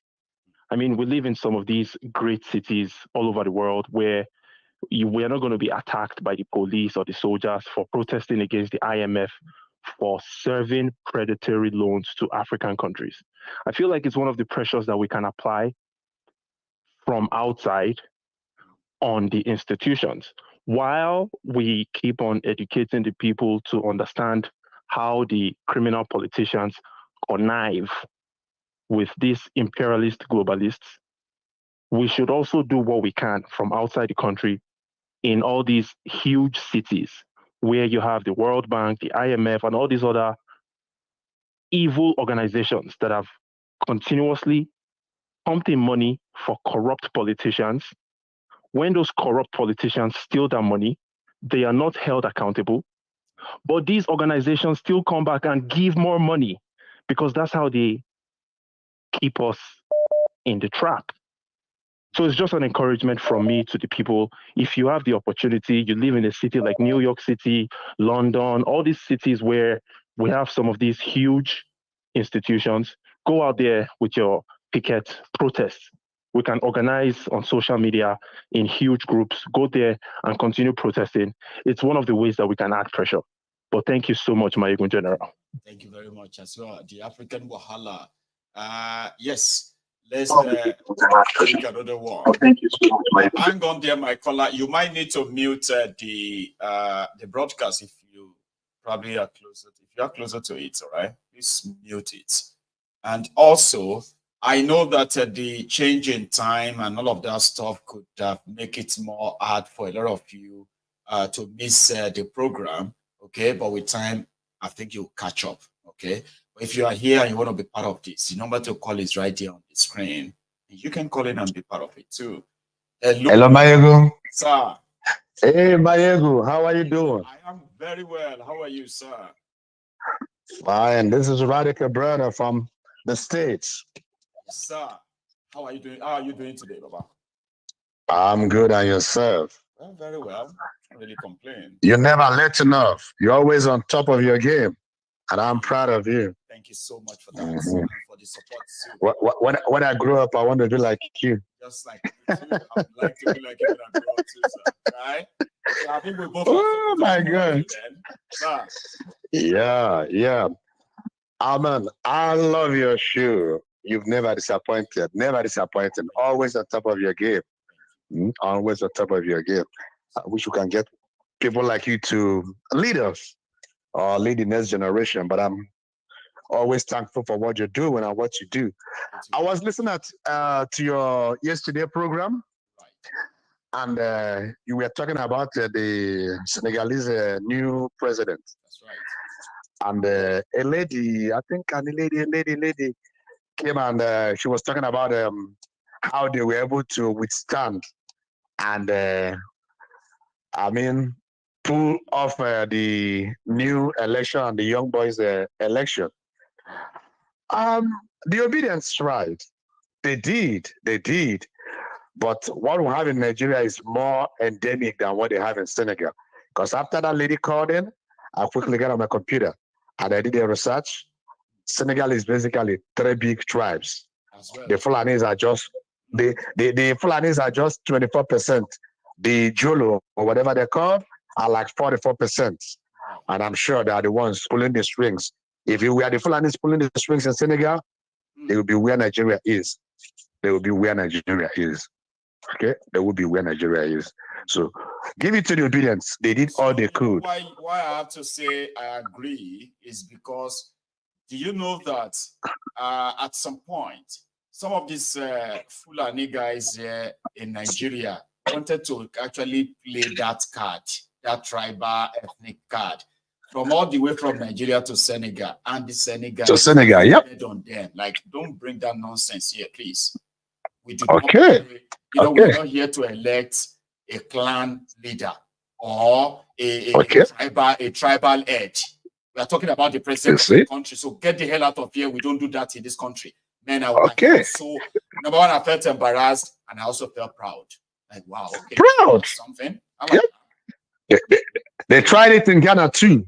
They tried it in Ghana, they failed. When they said Ghana was the Fulani language. Imagine that. They said Ghana was a Fulani word. Not really far from it, Baba. Yeah. It could have been a different story. Yeah. It would have been a different story. And like I was telling somebody yesterday, I said, if this 1 year or 11 months was 11 months of P2B's reign, Nigeria will win a different trajectory. That's no way we'll be where we are today. That's no way we'll be where we are today. I kind of agree on that because even personally, as much as I have written Nigeria off completely, right? But inside all of us, a lot of us believe that if all of the money that are being stolen, looted, deceitfully, and all of that, if all of that owes are plugged, even if it is 50% of it that is plugged, the rest of Nigeria will feel the difference. We'll feel it immediately. Like you will feel it. Just stop them taking those money. Can you imagine? Not even everything. Can you imagine if a accident patient is brought to the ER, right? Yes. The first thing you do is to stop the bleeding before we now start talking about transfusion. Applying every other thing. Yeah, because you can't transfuse into a leaking system. No. If you bring an accident patient to the ER, the first thing you do is stop the bleeding. Stop it. Then we'll start talking about, okay, this person is now retaining blood. How much are we transfusing into it? But you have an economy that is constantly bleeding. I just see what you read out here and what you showed here about the Kaduna state. God damn me. A serious Tinubu, a serious president would have by now, El-Rufai would be in jail somewhere. Even Yaradua would have put, what is his name? Mahmoud in jail and say, you cannot do what he did. I don't care that I'm the beneficiary. You cannot do what he did. I mean, he came out. But Mahmoud is still the INEC. Yeah. Now. He said, my election is the, my election is. Yeah, Yaradua did that. He did. Yaradua did that. And that was the beginning of healing. That was the beginning of healing. That was the moment people felt like, okay, hang on. Now he's admitted it. Now he said it. Yeah, that was the beginning of healing. Yeah. That was the beginning of healing. But these criminals are claiming Then he set up the OIS committee that brought electoral reforms that Jonathan could not implement in the absence of Yaradua. Because if Jonathan had implemented everything in the OIS commission, right? Yeah. We wouldn't be where we are. Maybe. We wouldn't be where we are. So, I mean, I've given up on Nigeria a long time, but I know that Nigerians are capable of springing surprises. All we need is good leadership. I know that Nigeria has enormous talent. Enormous. Nigeria can bounce back from the dead to life in 1 second. All we need is somebody who can follow, somebody who can believe, somebody who can trust. Look at Abia State. Look at Abia State. Look at Abia State. I know. After 24 years. It's changing. Oh, you know the disappointing thing here, Baba, is this. For all we know about Nigeria, like you mentioned Obi now, all right? Now, I remember when Obasanjo came in 2015, if you kind of remember very well too, right? When Obasanjo came, Nigeria probably has zero external reserve, all right? Like foreign reserve, almost zero, okay? Almost zero. Nigeria's economy was like in tatters, all right? And almost everything was gone, scrapped and all that. Then Obasanjo, as bad as he is, okay, he managed to come back and just push some few economic policies through. With the right persons. With the right persons. Yeah, with the right people in charge, exactly. So he was able to see some of them through and not others. For example, if he had succeeded the same way they succeeded with telecommunication, if they had succeeded with power, something that is irreversible, something that is totally irreversible, you know what I mean? Like they did with telecommunication, right? Something that is not consultancy like Kaduna. Not like that. How do you spend 350 million on consultancy? Are you mad? But see, those who came after Obasanjo, they made the whole thing even worse. I'm not saying everybody listening to. I'm not here trying to root for Obasanjo. I'm just saying that. Ideas like 11 IPP, independent power projects, which would have helped Nigeria to at least generate over 20,000 megawatt electricity by now. What? Now, if people had built like that, maybe another place by now, in 24 years or by now, maybe Nigeria would have had like 30,000 megawatts. That would be the first in their history. That would have been an improvement. That would be the first, and that would be progressive change. Yes, exactly. Progressive change. But you know something? You know, when Yaradua came, the first thing they did was to say he wanted to probe that power. And we know what ended it. Nigeria never recovered from it. Until tomorrow, Obasanjo's power projects are still everywhere, uncompleted. 24 years. Listen. So let me say this. Somebody can come, put some policies in place, do this, do that, and everybody is now preparing for recovery. You know, recovery can never come without consistency and continuity. Yes, a recovery can never come without stopping whatever you are trying to recover from. You get you have to stop that. Somebody now spend 8 years. And everybody says, oh, these are very great, wonderful, this or that. Then, what happened? And reverse everything back by 30 years. By 40 years. Or 40. And another person come later, come they try, say, okay, let us start again. How long do we continue like this? That is the real albatross of Nigeria. It's a place where, as they have made it to, there is no institution. You only have big men. Deliberate. It was deliberate and calculated. Very deliberate and calculated. Okay? Because I look at the Senegal situation and I said, can you imagine a President Mayegu in Western Nigeria, or Governor General in Western Nigeria, or Governor General Showore in Western Nigeria? Can you imagine Nandekano as the Governor General in Eastern Nigeria? Eastern Nigeria. We'll be having competition. Come on, man. Come on, man. Oh, yeah. Because you know something, Baba? What people should know today is that leadership is no longer a rocket science. We are now in where you can do copy and paste. And paste. You can decide that, okay, hydropower project from the UK, let's go and copy it. We are going to use that for the people of Niger Delta. We're going to use Mayegu. Can you imagine? You can copy anything from anywhere. Like Dubai. Do you know that 350 million? Do you know that $350 million can make a down payment for a power system in Kaduna that will have the state? See? 350 million can make a down payment. Government is not that easy, my brother. It is your greed, your corruption that makes it not easy. About governance, you can do copy and oh my God. Any idea. Oh my God. Oh my God. Any part of the world. These days and time. Let me 350 million. Good night, brother. Thank you so much. I appreciate you. One thing I want to say more is that the least, the irreducible minimum is a return to regionalism. Otherwise, let us break up this shit and go. Everybody go their way. Actually, Baba.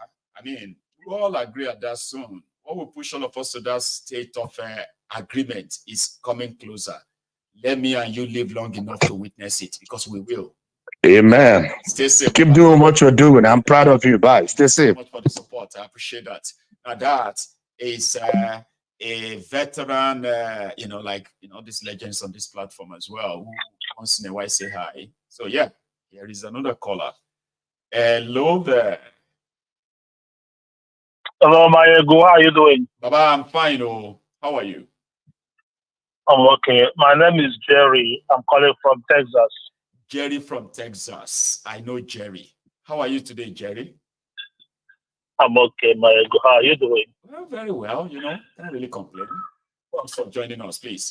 All right. I'm gonna make this brief again.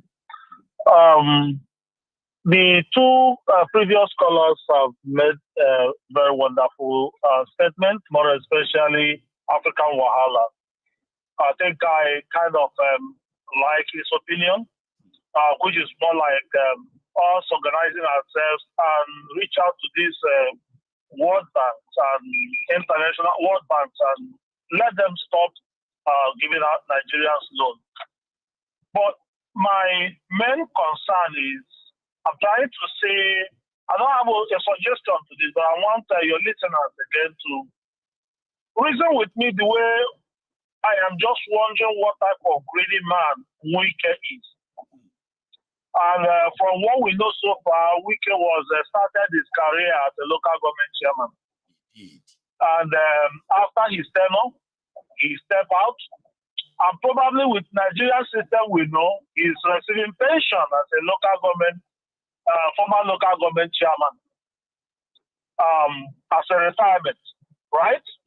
And then he moved to the next level of what other position did he work in for previous governor? Minister of Education, and that was under Jonathan. It was after Yaradua, then got appointed to be a junior minister. Right. Good. And he's probably receiving pension after serving his tenure. And then the next level was working for another office again. What's the other office he worked for? Well, I know you could. According to he was a local government chairman. Then he became a chief of staff to Amechi when Amechi was governor. Chief of staff, good. Yeah. Chief of staff, good. He went on to be a junior minister under Jonathan in Abuja, courtesy of Patience Jonathan. Good. Now, when Amechi left them and Patience Jonathan decided to back him in 2015. So from Minister of Education, that was how he became governor of Rivers. Good.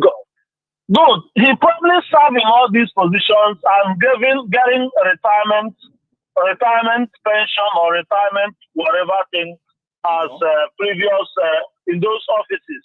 Well, I think now with Nigeria that he can claim pension. Others are just like wherever you can steal them. If you wake up tomorrow and you get removed, you can't even take it. Okay, well, I didn't know that because I was thinking that he's probably getting pension for serving in those offices. No. But anyway, but I'm thinking he's getting his pension as a governor, and just like we have said, he's still coming back again to want to collect 25% of every whatever thing that comes allocation that belongs whether to the taxes every whether an allocation or anything, it will take 25%. And he don't actually wonder what the new governor will use to develop the state.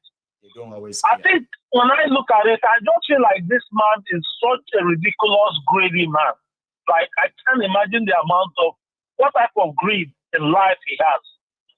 So, and as I said, sometimes I just wonder why people are determined to ruin the country to the ruin it completely, without mercy, without care. So it's something I was wondering, but I wanted somebody. But I'm happy you put me right now that okay, the other positions he can't get any retirement pensions from them. But still, I mean, as a governor, even if he put in money for those guys to get their for their money for the what is it called it to be able to register them and start it. No, actually I'm talking about being able to like enroll them into the the election, right? To register them with their whatever whatever thing you say. He said he good. paid for everything. They didn't Ask them to pay you back. Ask them to pay you back. Not taking resources that belong to the state. Let those people pay you back the money you pay. Look, I gave you 20 million. I spent 20 million. Money. They can pay you back. Good. Tell them how much you spend. Good. That's what I think reasonable person. Look, I spent 20 million for you. I spent 100 million for you. As soon as you get back to office, give me 120 million or 130 million. Let 10 million, 5 million, 2 million be your own investment profit. But this man said it is actually the state resources that he wants. I think that's so ridiculous, greedy, and sometimes I think about all this by myself. I thought I could share with someone. So now that you're talking about it, God will help us. Let me tell you something that you said that you thought he's still being paid or probably drawing a pension from other positions, and I said no, he's not. Well, take a look at it this way, okay? We have our own aged parents or grandparents who have the history of working for Nigeria when they were younger. Some of them will tell you that they worked for 30 years, 40 years, and guess how much is exactly their pension? Sometimes it's not even up to $50 a month, okay? And these are people who actually really worked. Then a politician came in. Spent 8 years, and he was drawing the highest of the highest pay for those 8 years. He has access to the free house, free cars of his choice. He has access to the free health care, not just himself and his family. He has access to go abroad on vacation as part of his job, paid for by the states, okay? And all his wares, everything he uses is paid for, not even with his money. And this greedy, selfish rogue still pay himself as the highest in the states. And even for those periods, he is still allowed to spend money running into hundreds of millions of naira that he doesn't have to account for or responsible for because it's called security vote. Now he has access to all this money for 8 years, not satisfied. He needs a pension. And his pension is different from all pensions you know. Their pension is that as a former governor, they will build you 2 houses, one in Lagos, one in Abuja, or one in Abuja, one in Port Harcourt, if you are from Rivers State. Not just that, you see these 2 properties will be served by the state as long as you live. For example. And when you finish as a minister, he will still be getting more benefits, right? Still collecting again as well. At the end of the day, right? Okay. Despite all of that, you are still interested in the overall revenue of the states. Why can't you be getting that? At least you used to be the one who take 100% of it anyway before and give it to whoever you want to give it to. Now that you are not in charge, so yes, you have to take 35%. You be God. So they are greedy as that. It doesn't matter the amount of money you promise them or give to them. They want everything. I sent three people in Nigeria today because I was listening to when you say that Fubara is telling he's saying that you pay pension of 30,000 naira or whatever it was, 30,000 naira. Minimum wage in Rivers State. Minimum wage, yes, that's great. Minimum wage, 30,000 naira. 30,000. And I sent about 35,000 naira to 3 people in Nigeria today, which is like $30. By 3 different people. I split it, and that was like $90. I split to 3 people, and I sent them a text, say, hey, I'm sorry, I sent a very small thing to you. One of them was like, no, that's not a small thing. My families and siblings back home, some of them I send them like $100 every week. Every week I just like, okay, $100. And still I look at it like, and they're still complaining to me like, that's not enough, that's not. And I'm like, some people are not even making up to 100,000 naira in Nigeria. And I'm telling you $100 every week, which is about 100,000. And you still telling me it's fair enough? See, Jerry. But then when I think about somebody having a minimum wage of 30,000 naira, yes, and I'm like, wow, I can't. For 30 days, yeah. Nigeria is a big mess. Nigeria, Jerry. Now we cause some. Okay? Yeah. Because a lot of us, right, actually believes that we are doing well wherever we are, only if our families are also doing well back where we come from. And because of this, we spoil them. That's the word I'm going to use. I have given people, because of the kind of money I give to family members and all that. So, like you said, right, when I give money that is just about, let's say, 20,000 or 50,000 sometimes, to me, I just do the conversion and I'm like, oh, that's just about 30 pounds or 40 pounds, right? But that's not bad. I could give that. And then somebody who got that to be like, oh my God. Oh, when it comes to the family members, to them, they are like, oh, come on, it's just $40 now. Make it 100. Oh, the last time you gave me $50, I mean, I thought you only said I should hold that because, you know, $50, brother, $50 go by. And this is the same $50 that somebody would even go and give their church tithe 10% and say, I saw miracle. Exactly. I saw miracle. Exactly. You know? Exactly. It's just on us, you know? But yeah, that's what they clap for in Nigeria. That's what the governor is paying. It's not even that he's announcing it that really makes me talk about that, okay? It's just he's proud to pay them 30,000, Jerry. Does that mean that when the wicked didn't pay 30,000 minimum wage? Like when he's there gallivanting all about, does that then mean that he never paid 30,000 minimum wage? Despite all that mouth. Because if people are so happy that Fubara is paying it, could it be that that's the first time of actually collecting it?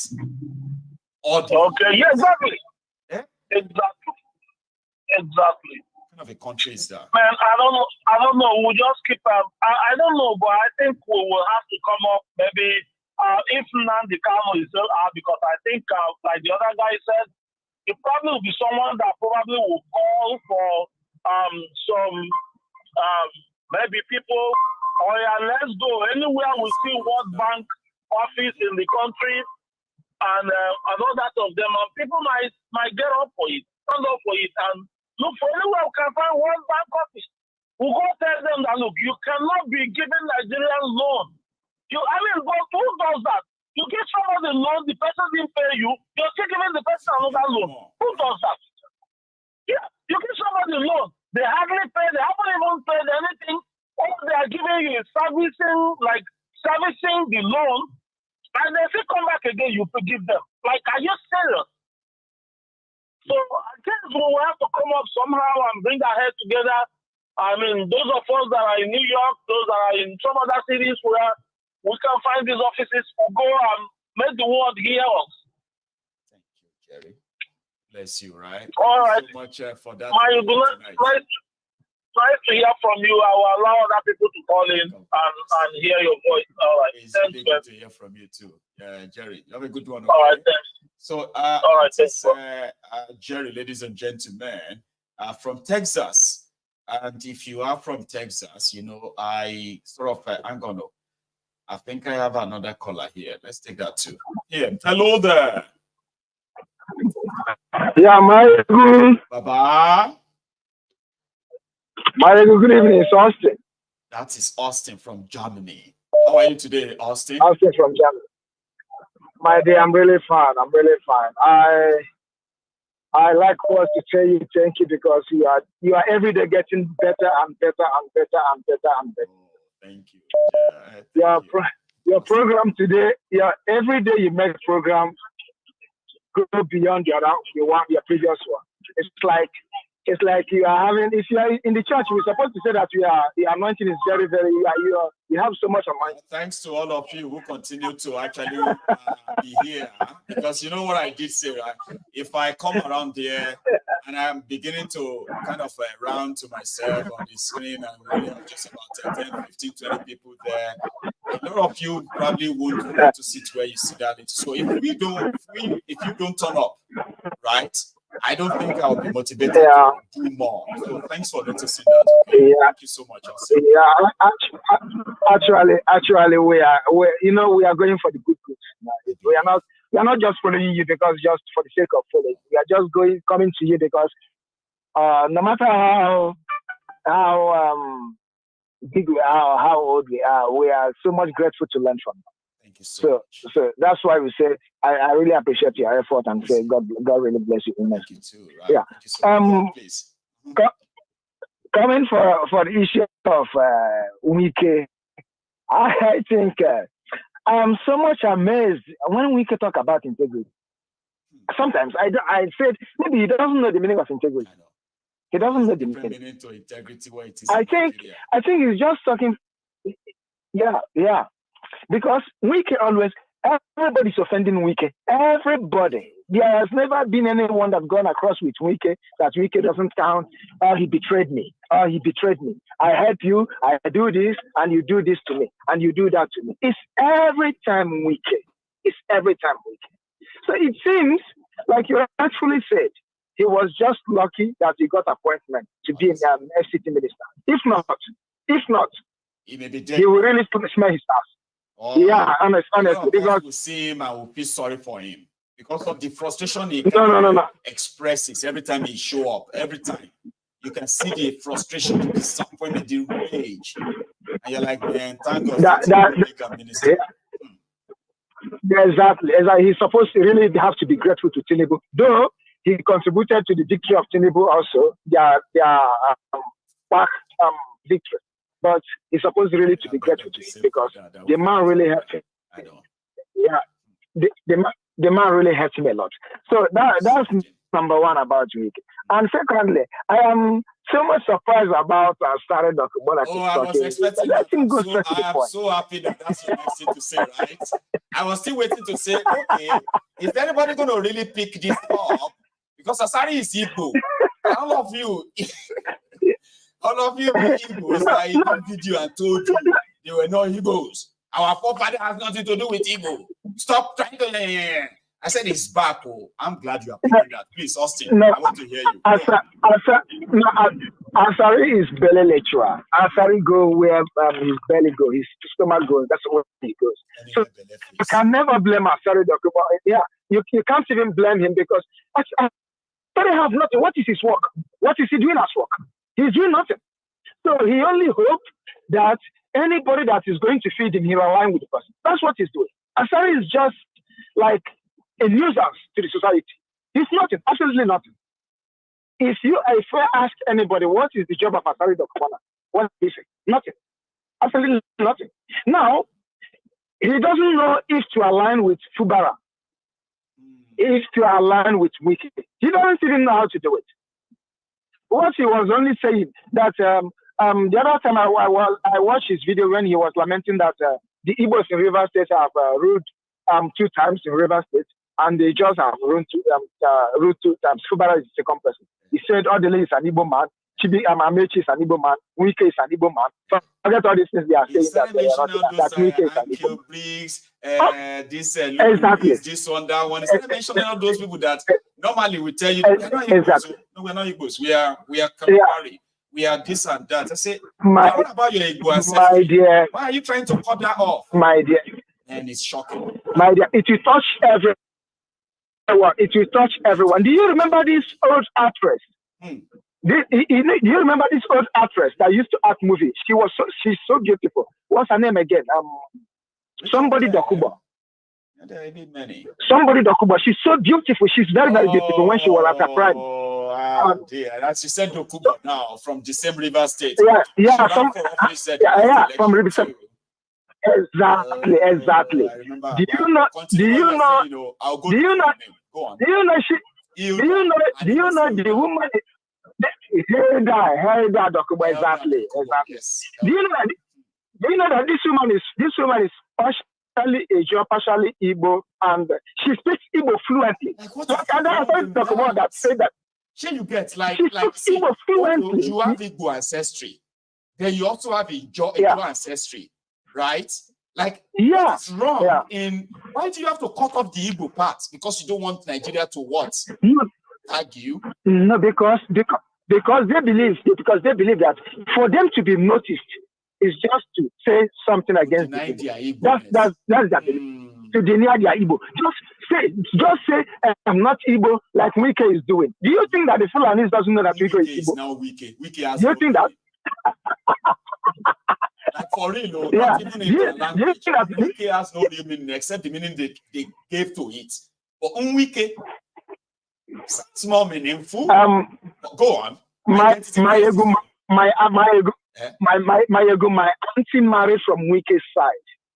My auntie married from Ikure, Rumibo. It's where I used to go there every time. It's only this time that we went that I was there. My auntie married from Ikure from Rumibo. So what is Wike saying? Wike speaks Igbo fluently, very well. Austin, like many of them speak Igbo fluently. Very well. Yeah, you know, Igbo people and Igbo, there is no difference. There is no difference. Yeah. The same attire. The only difference is the dialect. Just like us in Ijebu, different dialects in Ijebu as well, right? Yeah. So it is really appalling when someone will come out and tell you, "I am not Igbo." Because I am pushing my political career. I am not Igbo. What's forcing us to be Igbo? We say we are not Igbo. Leave us know we are not Igbo. So, okay, that's all right. That is why. Until Asari came out again, that is why telling the story. So what is this?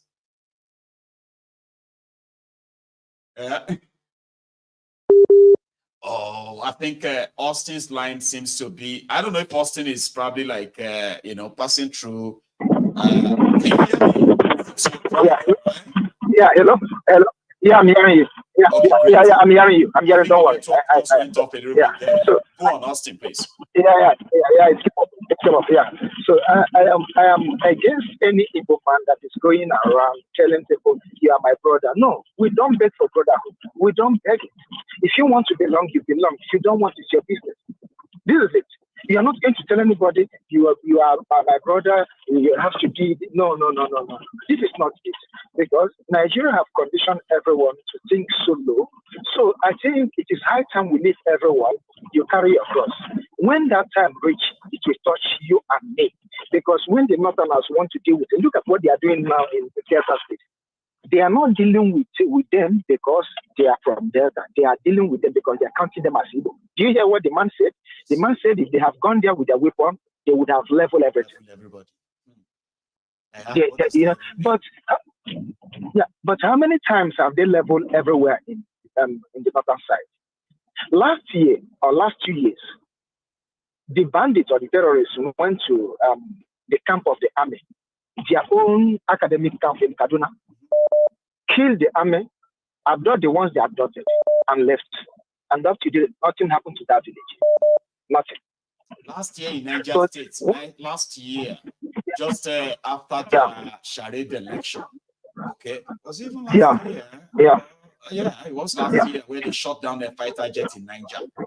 Killed 38 in Niger. And their governor. It was last year because their governor rushed down to Abuja to go and beg Tinubu not to send soldiers. Remember? Don't send soldiers to the villages. That was last year. That was last year. Yeah, I saw something by Sahara reporters yesterday. I think one of the states in the northern side, that the terrorists ambushed the Nigerian military, seized their weapons, and abducted the Nigerian military and killed as many as they could. Nobody have went there to level that place. It's only when it comes to eastern side, they level as much as possible they can. And my brothers are saying, I am not Igbo. I don't identify with Biafra. They can go. My dear, we say we are not Igbo. Who is forcing you to be? Exactly.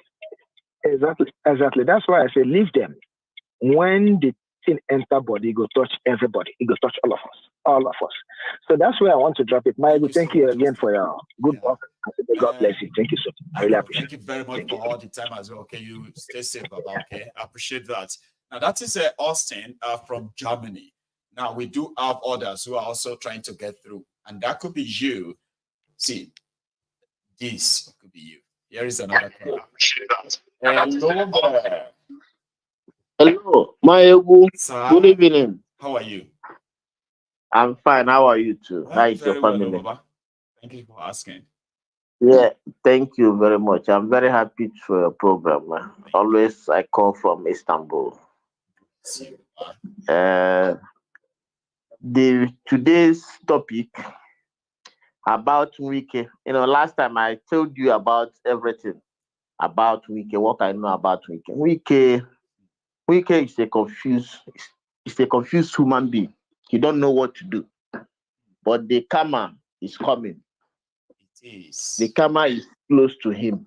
It will hit him. When it will hit him, everybody will look at him. Nigerian politicians, they think you may they need to think move that away from or you mute the TV that you're watching from. If not, it's going to be distracting you. While you're on the phone there and right there on the screen, I've seen it happen. yeah, You need to mute it. yeah, I have muted it already. Good one, Baba. The action Wike is doing in Rivers State, he will hurt him because anything you do in this world, before he said the evil men do live after them, but now it's not living after them, it's living within them. It's living within them. The evil Wike did in Rivers State for past 8 years, he ruled Rivers State. He will come back to him. He's coming back to him immediately.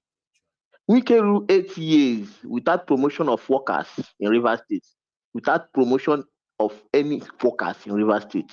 8 good years. Wike, this governor now is paying minimum wage of 30,000. Wike didn't pay 30. This 30,000 have already passed since Jonathan regime. Now, Wike didn't. Now, so when I saw people, when I saw people so happy, and they're like, "Hey," I was like, "Hang on, that shouldn't be news." Did I hear him right? 30,000. That's been like in existence for a while now. Does that mean that Wike didn't pay it? No, and it's everywhere saying it changes their life. How? Which change? Wike is just making noise. Wike did crossover bridge in Rivers State. Say it's flyover. He called it flyovers. He do crossover bridge, not fly. That is not flyover. This is crossover bridge. He did in Rivers State. Only 3 flyover they have in Rivers State. The one in my one, the one in Eleme Junction, the one in Obrikwe. That is flyover. Other ones is crossover bridge. Well, he kept saying it until he started believing Come and making noise. Say he did what? He did hospital. When you go to that hospital, he did in Rumokuta. Yes, Rumokuta Joshua. That's cancer. Nothing there. No, my only building he built. Just making noise. Come out on television, he's making noise. He did this. He said nobody in Rivers State will challenge him. That nobody can challenge him. He said nobody will challenge him in Rivers State. Forget that this old Peter Odili and his wife that made him to be a governor. We had the ones who actually really stood there for him in front of patients. All the whole evil they are committing. Wike, we talk to Mr. Odili as a judge. We talk with other people and do what they want. Now he just pull himself out, and Odili and his wife is a bad man. It's a bad people now. Of course, and everybody is now bad to him because they are with Fubara or try to tell him to calm down. Yes, he did for 8 years. He did no promotion for all the whole civil servants. No promotion. I think you heard where Fubara said that the pension he will look over it. He didn't pay. He didn't pay. He gratuity. Yes, they didn't pay. Who no pay? It's Wike didn't pay. He will come on television and making noise, telling people this and that, but he didn't do anything. It's not doing anything. Now he's in Abuja, demolishing people's property. Just the same gra-gra, the same gra-gra behavior. Like we are not going anywhere.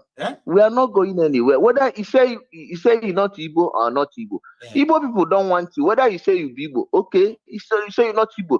Igbo self never collect every people where they say where agree say they be Igbo. You understand? come they say you're not The Igbo. whole place said no day enough for people where claim where agree say they be Igbo. You when you say you no be Igbo, you got to think say like you no come on. We are still caring for those who agree that they are. So if you say you are not, that's fine. Good luck. Where in Imo State, Anambra State, Abia State, Imo State and Anambra State, and some part of Enugu State, you can't be able to buy land now. See? What are you saying? Say you know Igbo. Who wants you to the land be where Igbo? they serve is not enough for the real Igbos. Not to talk of who the ones who wants you claim to say be no Igbo? be Igbo. So you just save us the stress. That's fine. Keep it on. Who wants you to be Igbo? Whether you be Igbo, you're not Igbo, don't concern us. Answer the Kobo, that pig is making noise now. He say in Papa be Ediabal. So useless man. That one is more than useless. I don't want to mention his name. He's a useless, a pig. He's a pig.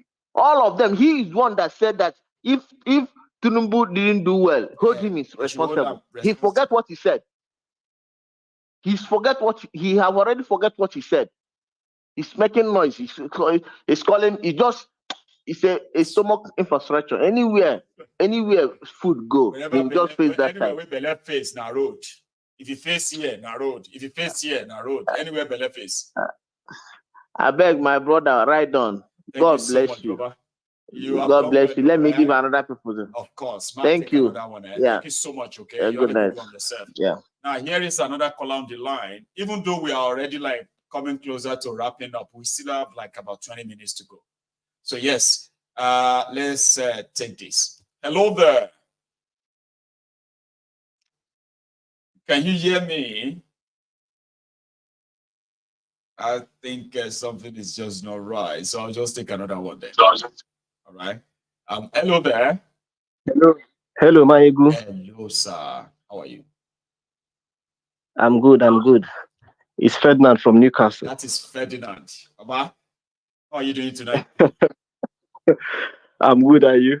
Well, very well, as usual. You know, can't really complain though. Yeah. But thanks. Yeah, I just came back from Leeds now, and I just tuned into the program. Though I was listening to it while I was driving back. Oh, yeah. Yeah, I just had to like rush back home and then call over before I knew. Much there. Now you are actually the one who really enjoy my ego tonight, because you are just going to be there like driving and enjoying the gist at some point. The videos will be coming in between.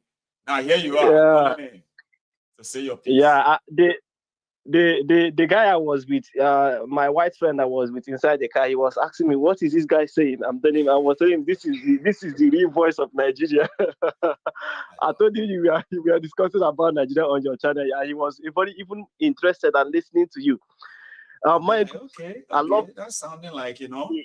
Yeah. It is Ferdinand. It's really good to have you on, and then that you could after driving from Leeds, that you still could make it to the program tonight. Good one. Sure. So here we are at it again, ready. Yes, tonight's own is actually very sweet and nice. I love your presentation this night. In fact, I was carefully listening to Asari's video and then listening to Wike.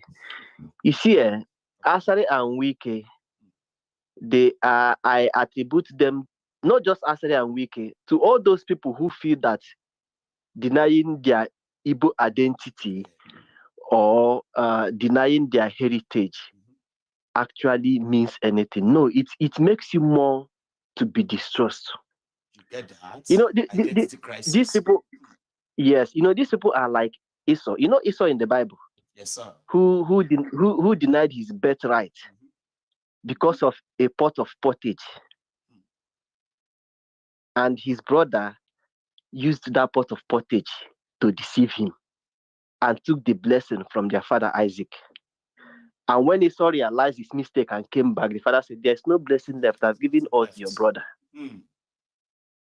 That is the role and card the likes of Wike and Asare and other politicians like them also in Delta State and other places who keep denying their identity in the face of Fulani because of political favoritism or political position.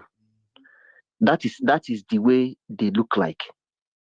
And very soon, those people that is making them deny their brothers will actually tell them where they come from, since they don't know where they're coming from. Are you getting me? I'm with you.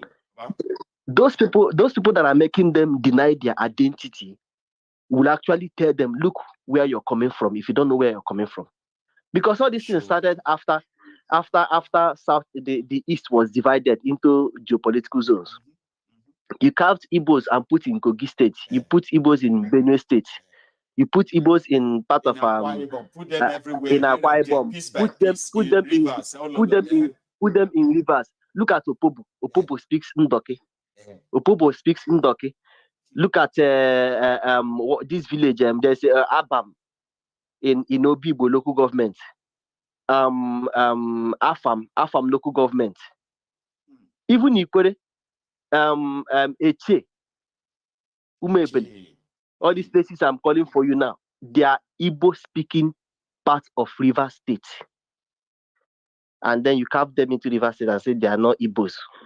What kind of nonsense is that? And then I'm them that they must never identify as Igbo. And here we are. Yes. They are everywhere, yes, every day, every Eke market day.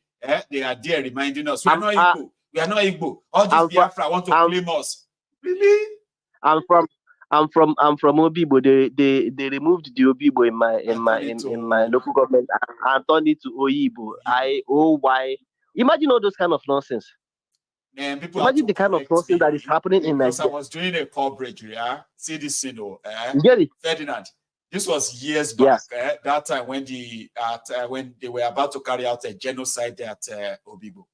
So what happened was that I kept hearing Oyigbo, Oyigbo.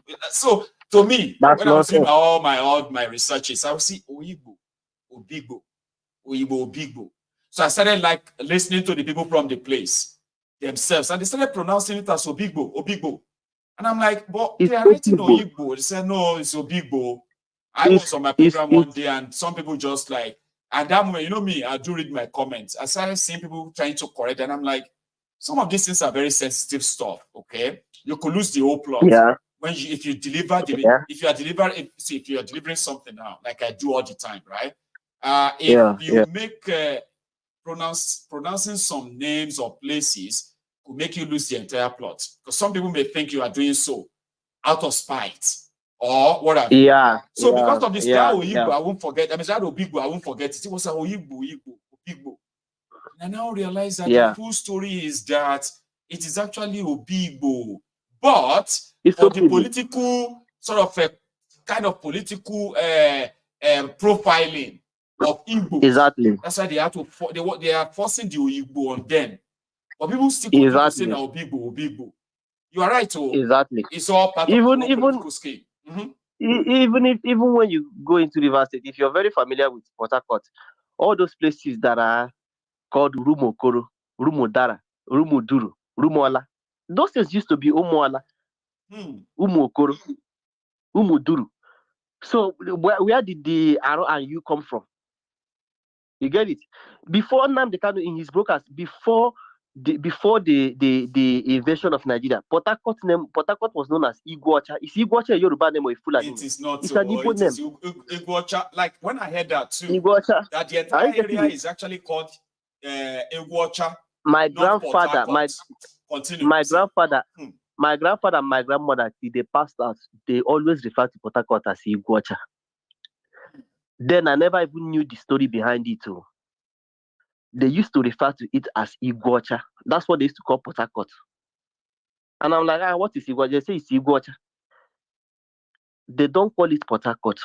So you see this thing where Wike and Asari is doing, gradually, when the time comes, they will dance to their own rhythm, because the more they keep denying their identity for political reasons, the more the people that they are denying these identities are seeing them as fools and as people that cannot be trusted.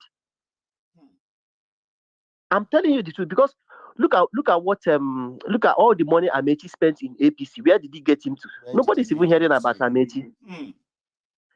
Before Amechi, repeatedly spent billions in PDP under Obasanjo's regime, thinking Obasanjo will make him president. Where is repeatedly today? Wike has also spent his own. Both APC and state money. Both yes, both, and I don't know why River State governors are always stupid. I don't know why they think they can actually get presidency by spending state allocation and denying their identity. The more they keep doing it, the more they come back in shame and in disappointment. It started with Odili, Amechi, and now with Wike. And if Fubara tries it also, he will also come back in shame. Until you begin to realize that united we stand, divided we fall. They keep dividing the South into all manner of political zones and giving them names. Okay, look at Niger Delta. Okay, Niger Delta, they say this for oil producing states. You carve that Abia State and Imo State, you put them in Niger Delta. But do you remember you call them Igbos and then you put them in Niger Delta, drawing them out from their other drawing them out from their brothers. And when you are counting those who are like supposed to be Niger Delta producing state, you never tell everybody Abia and Imo. They are actually and Imo is producers in Nigeria. They never mention them. Yes, it's like you put them as. I'm with you. Go on. Yes, so you put them as Niger Delta, and then now they are now dining in the same plate with Rivers, Akwa Ibom, Bayelsa, Edo, Delta. Even Ondo is Niger Delta. Or even Ondo is Niger Delta. You put them, all of them. What kind of group are they? What kind of nonsense are they doing in Nigeria? Just cutting people and giving them names and jamming them against each other. And then people are actually dancing to that rhythm and making political statements, as divisive statements with those things. That is why tribal ethnic champions. Exactly. But when you go to the north, they say, "Oh, the one north, you can't divide the north." But the north, with their political elites, they keep dividing the south, and then our political leaders in the south keep falling fool and holding on to that. It doesn't really make sense. But you see, one day, and in the eyes of the northerners, they know that these fools are that they are seen as Igbos. They see them as Igbos and Igbos brothers. Are we not like, saying it here? Even some of our Yoruba brothers and sisters, right? They see all of you, anything from our Edo people, they know that Edo people, they dress similar, so close to us, the Yorubas, to some extent, too, that we can say, we look like Edo, or Edo look like Yoruba, very close to Yoruba land. My brothers in Yoruba land who have been so kind of enmeshed in this tribal stuff, right? They believe anybody from Ore upward, they be Igbo. You can't tell them anything. So if you come and say, no, I am a Niger Delta, I'm not Igbo. Any of them who is saying that, I know, Jared, that you are not Igbo, is only pulling your legs. When the show comes to you are Igbo. Whether you are from Igbo or Ibibio or Irobo or what have you, you are Igbo. Sure. And when that time comes, I'm not saying you are Igbo. What I'm saying to you, if you are from these tribes, is that there are those from outside your place who do not see you of your ethnic nationality the way you want them to see it or advertise it. To them, all of you, we did that part. You are Igbo. I understand what you mean, my. I understand what you mean. It's not like to say that to our viewers too, so that they won't think I'm saying that. You are calling us. Not me. No, it's there not. Are those who see you as that, as Igbo, and they will think of you as that. Go on, Jare Baba. It's not as if you are calling them Igbo like specifically, but in the eyes of these people, the treatment they give to the Igbos, they will also extend it to you. Yes. That is one thing about it. The treatment they give to them that I'm from Nigeria. Exactly. I'm from Guinea. Nobody cares about that. They enjoy it when we are divided and fighting against each other. That is the easiest way to conquer, divide and rule. That's right. And these people don't understand it. That these people are playing divisive politics. How can a country of 200 million people, there is only one seaport in Lagos, whereas we have Akwa Ibom, we have River State, now oceans we have Bayelsa. Surround this same place. Oceans surround them.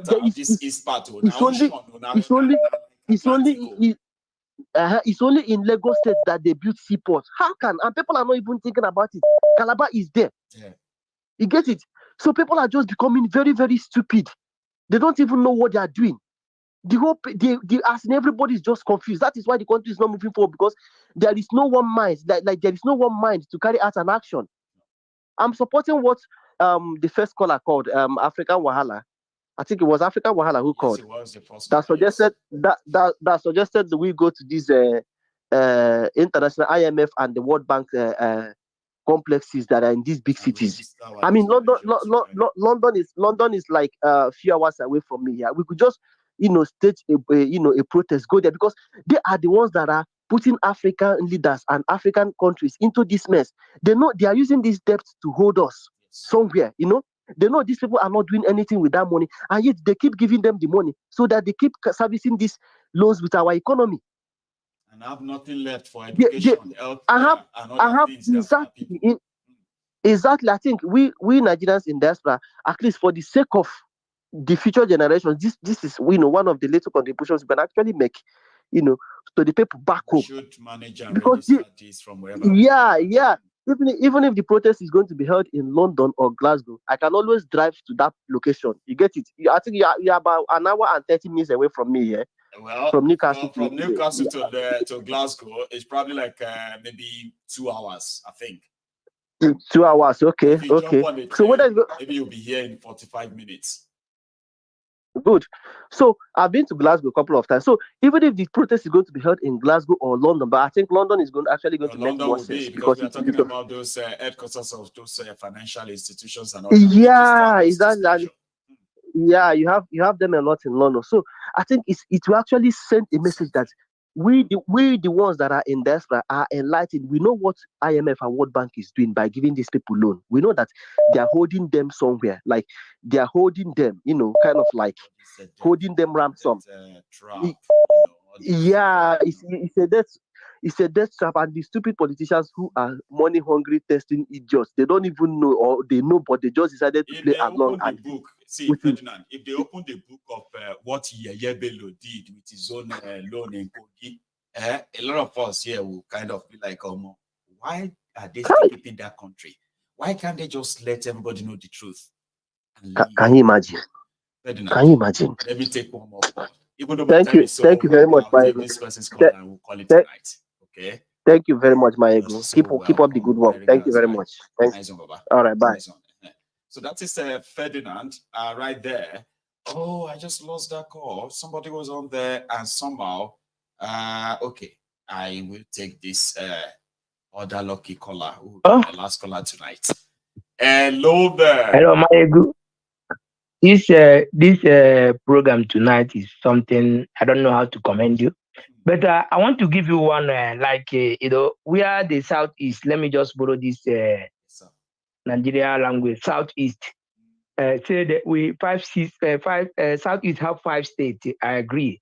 Then the Yorubas have 6. The West, but I'm talking about a lot that they put in the North Central, the North. I want to understand what our Yorubas brothers are doing to take what belongs to them. Like this last caller, I may disagree in my own humble opinion. No need of going to Glasgow or going to London to protest. Any day we Africans and the ready to die for what we believe. Forget about this politicians, they are minority. But the problem, they bring ethnicity into us. They bring tribalism into us. They bring religious, because when you talk about religion, you talk about Christian and Muslim. It's another problem to us. So any day we Africans that say we are ready to die, we stand up, even the Northerners, because the Northerners are suffering worse than me, the Igbo man. I even suffering more than the Yoruba. Even the North have been into that power for many years. So any day the common man say we are ready to die. All this no need of going to the colonial master. No, the IMF or whatever you call them, they will not give you listening here because that is the way they benefit to take our mineral resources away from us by imposing all these criminals as a leader. So any day me and you say we are ready to die, or that's why that will be the end of all of this. Yes, that's why they chase away Nnamdi Kanu. It's not Nigeria government that is holding Nnamdi Kanu. I know because in UK constitution as long as you have a you're a British citizen, you are not ready to go to prison outside the UK. And you know that outside the UK. But they just hold in the Kano. You know, these white people, they are very smart.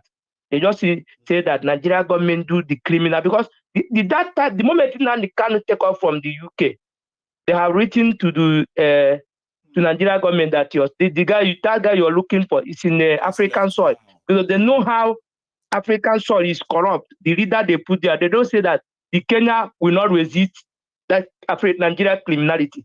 So any day me and you are ready to die, but this fight is not for us. This fight is for our children. And this fight we are cramming is for our children. And it is your question about why is Kwara, that is Yoruba land, be listed as a North Central. Okay, you see, we all know that apart from the history of how Kwara came to be, and then we have the Fulanis who said their own forebearers, and then now they became part of Ilorin. They are not Yorubas, but somehow, well, we now have the Yoruba Fulanis. But because Nigeria is a very, very corrupt, what do you call it, place, starting with the fact that we did not, for any reason, nobody will say they conducted anything called referendum or an election before they created any states in Nigeria. We know the creation of states started after the genocidal civil war. Biafra, the Nigerian genocidal war that they call Biafra War. It was, they created states so as to make sure that no region, okay, will be strong enough to want to either defend or fight, defend themselves from Nigeria or fight Nigeria. Yes. That was the idea of state creation in the first place. And it wasn't an idea that was agreed by Nigerians. It was a military decree. Sure, you understand now? So I'm saying this so that people who are listening to us will also... you are right. Even though the people we call North, even the Abuja, the Benue State, they are not North. We all know that. Exactly. That's what I'm coming to. That's what I'm coming to that. Because they are the ones who were writing the whole thing, drawing the whole map. So they decided to just say, okay, here, North Central. Why not call it South Central? Because the people of Middle Belt and the people of, which is now the North Central, these people, they are closer to the southern Nigeria than they are to the north. Of course. Do you get what I mean now? You see, majority part of the land in northern Nigeria, Sharia North, is more deeper into the Sahel, Sambisa, the jungle, Lake Chad, not here. And that is why they had to claim the Middle Belt because they were the one in charge. They had to claim the Middle Belt is North Central. Why not call it South Central?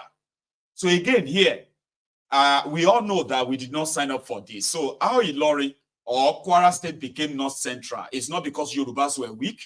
It's not because Yorubas couldn't fight. It's just the same way that, none of us are the same this.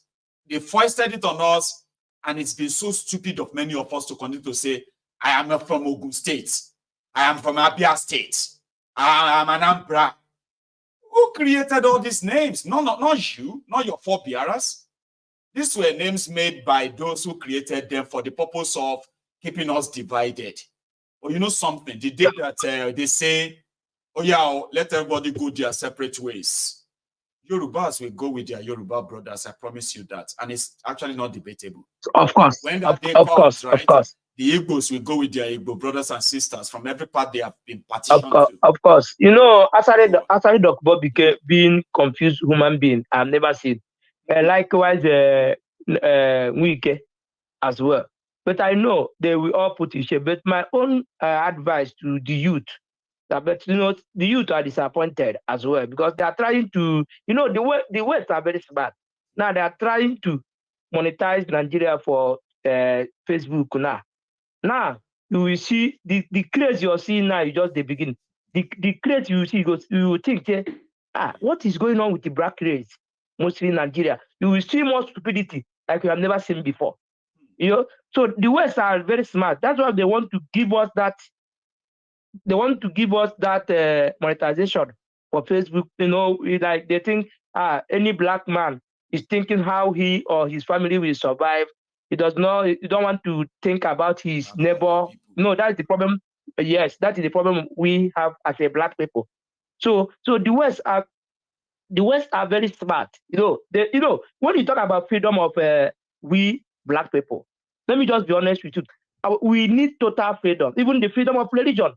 The North, if you know the role the Arabic played in Africa, you know that the West, the West that during the slave trade, if you know the role of the Arabs into Africa, you will pity Africa.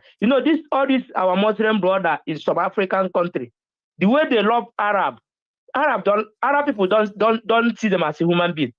Even the West the Christian West are pity more than the Arabs. So we need total freedom, even religious freedom, everything. Yoruba need to do things as a Yoruba man. Any day where African people wake up, say, we are an African. We do our own things as an African. Our educational curriculum, we choose, this education we are doing now is not our own educational system. We are using the borrowed educational system. That's why we cannot be able to do our own things. Before the Corona master come, an individual African man are very comfortable. You can go to your farm, take care of even our grandfather have 4, 5 wives, and none of them is complaining of feeding. They feed very, very well. Because we have the way we do our things. Before these people come and corrupted Africa, everything are mixed up. So any day now, we are giving kudos to Seriga, who the youth have been taking over. I'm just praying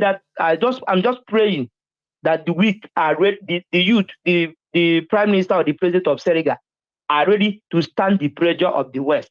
Their pressure are very good. When they mount you pressure, if they cannot assassinate you, they can plot their puppet like military or whatever. Internal takeover now. They can plot a puppet. Yeah. So the only thing Seriga, I know the prime minister already to educate the youth. When the West they will come, they can be able to resist. Likewise, the way the Niger Republic, when Nigeria are mounting them pressure, even the Niger citizen, common man in Niger, who are very hardly to feed, we are majority of them in Nigeria, are mocking Nigerian president because they stand with what people stand for. Yes. And they know that Nigeria is not doing everything they are saying on their own because they love them. No. On their own.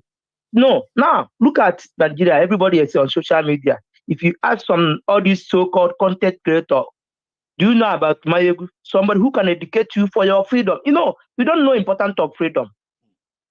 We are 21st century slave trade to the West again. You will see my brother, he will be a doctor. When he go to the UK or US, he will taking care of old women, which he can never try in Nigeria. So we stand, any day we stand up and say enough is enough, and believe and be ready to die, because they are mounting pressure of death to us. So any day we resist being afraid of. All know that be working corpses anyway. So you're right? Yeah, and we are ready. We know that one day we are going to die. Any day we stand up and resist, we stop being afraid of death. That day we are going to take our freedom. So I really appreciate you. I know it's not that easy, but I really appreciate the good work you're doing. It's not that easy. Keep on educating our people, because we need more people like you. I know it's not that easy. Thank you. We keep doing it because we know that it is a thankless job on his own, but at the same time, it is always worth it. Posterity will be our judge. Thank you so much, Baba, for that. Now we are totally out of time. I would have loved to add the 1, 2, 3 again. I think I should just say good night. All right. Thank you so much for spending your evening with me again. And to those who missed this program or came in late because of timing and change of time, well, you should watch it from the start. It's quite interesting and detailed. I'm going to see you some other time, okay? Stay safe and good night from here.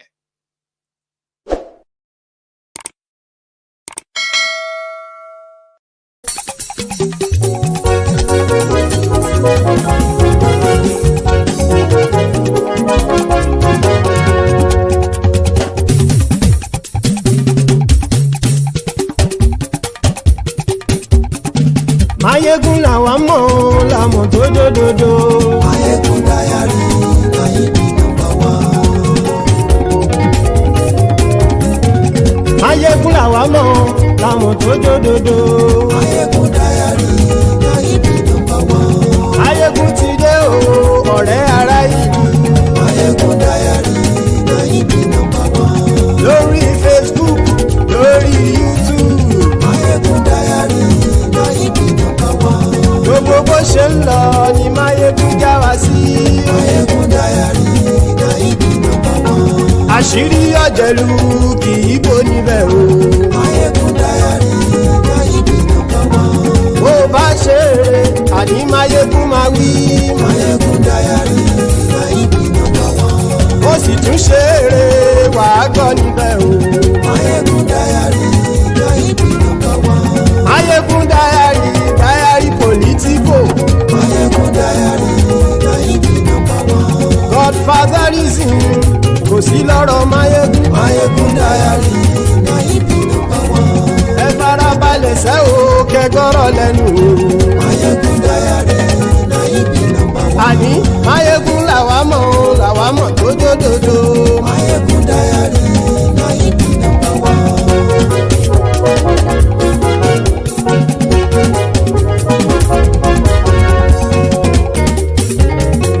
Àní ẹ̀sùn ràkì. Mayegun ti dé. Mayegun ti dé. Ọ̀jẹ̀lú ẹ̀sùn ràkì. Mayegun ti dé. Àní ẹ̀sùn ràkì. Mayegun ti dé. Lórí Facebook. Mayegun ti dé. Àní ẹ̀sùn ràkì. Mayegun ti dé. Lórí YouTube. Mayegun ti dé. Àní ẹ̀sùn ràkì. Mayegun ti dé. Bọ́ bàbá gbé wúrẹ́. Mayegun máa wí. Àní ẹ̀sùn ràkì. Mayegun ti dé. Ijó ìgbádìyẹ. Mayegun máa wí. Àní ẹ̀sùn ràkì. Mayegun ti dé. Presido bá rúfin o. Mayegun máa wí. Àní ẹ̀sùn ràkì. Mayegun ti dé. Kí gómìnà kówó jẹ. Mayegun máa wí. Àní ẹ̀sùn ràkì. Mayegun ti dé. Ọlọ́pàá tí ń gba rìbá. Mayegun máa wí. Àní ẹ̀sùn ràkì. Mayegun ti dé. Aṣòfin tí ń rúfin o. Mayegun máa wí. Àní ẹ̀sùn ràkì.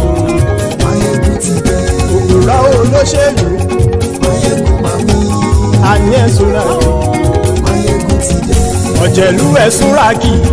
Mayegun ti dé. Àní ẹ̀sùn ràkì. Mayegun ti dé.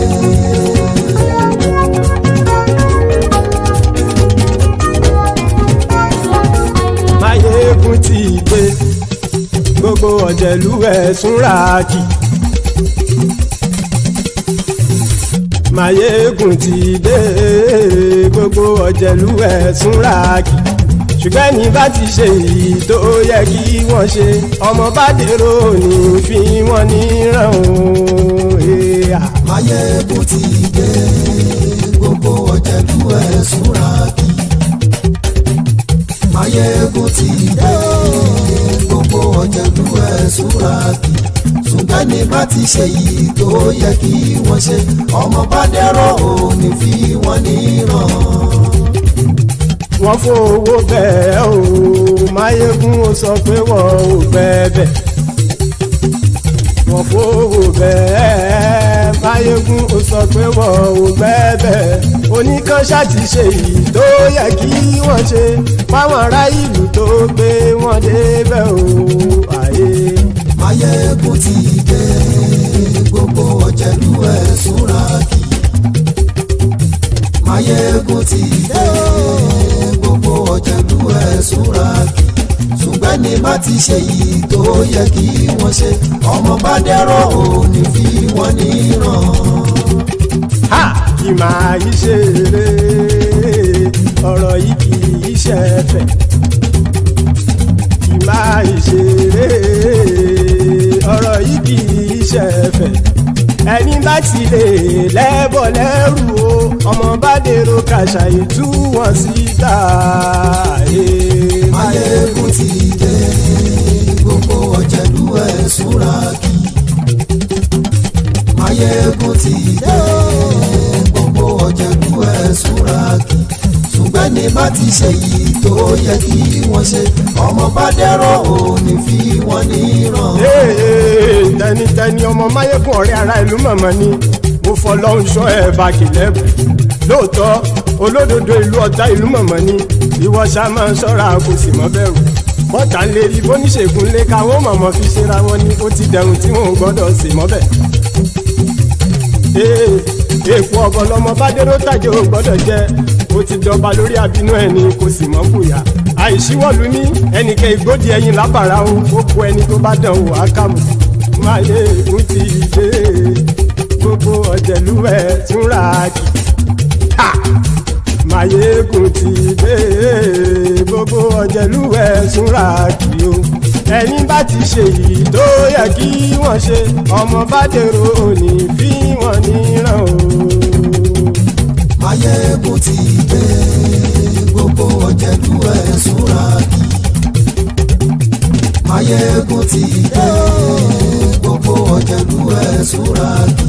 Ṣùgbọ́n ní bá ti ṣe yìí tó yẹ kí wọ́n ṣe ọmọ bá dẹ́rọ̀ ò ní fi wọ́n níran.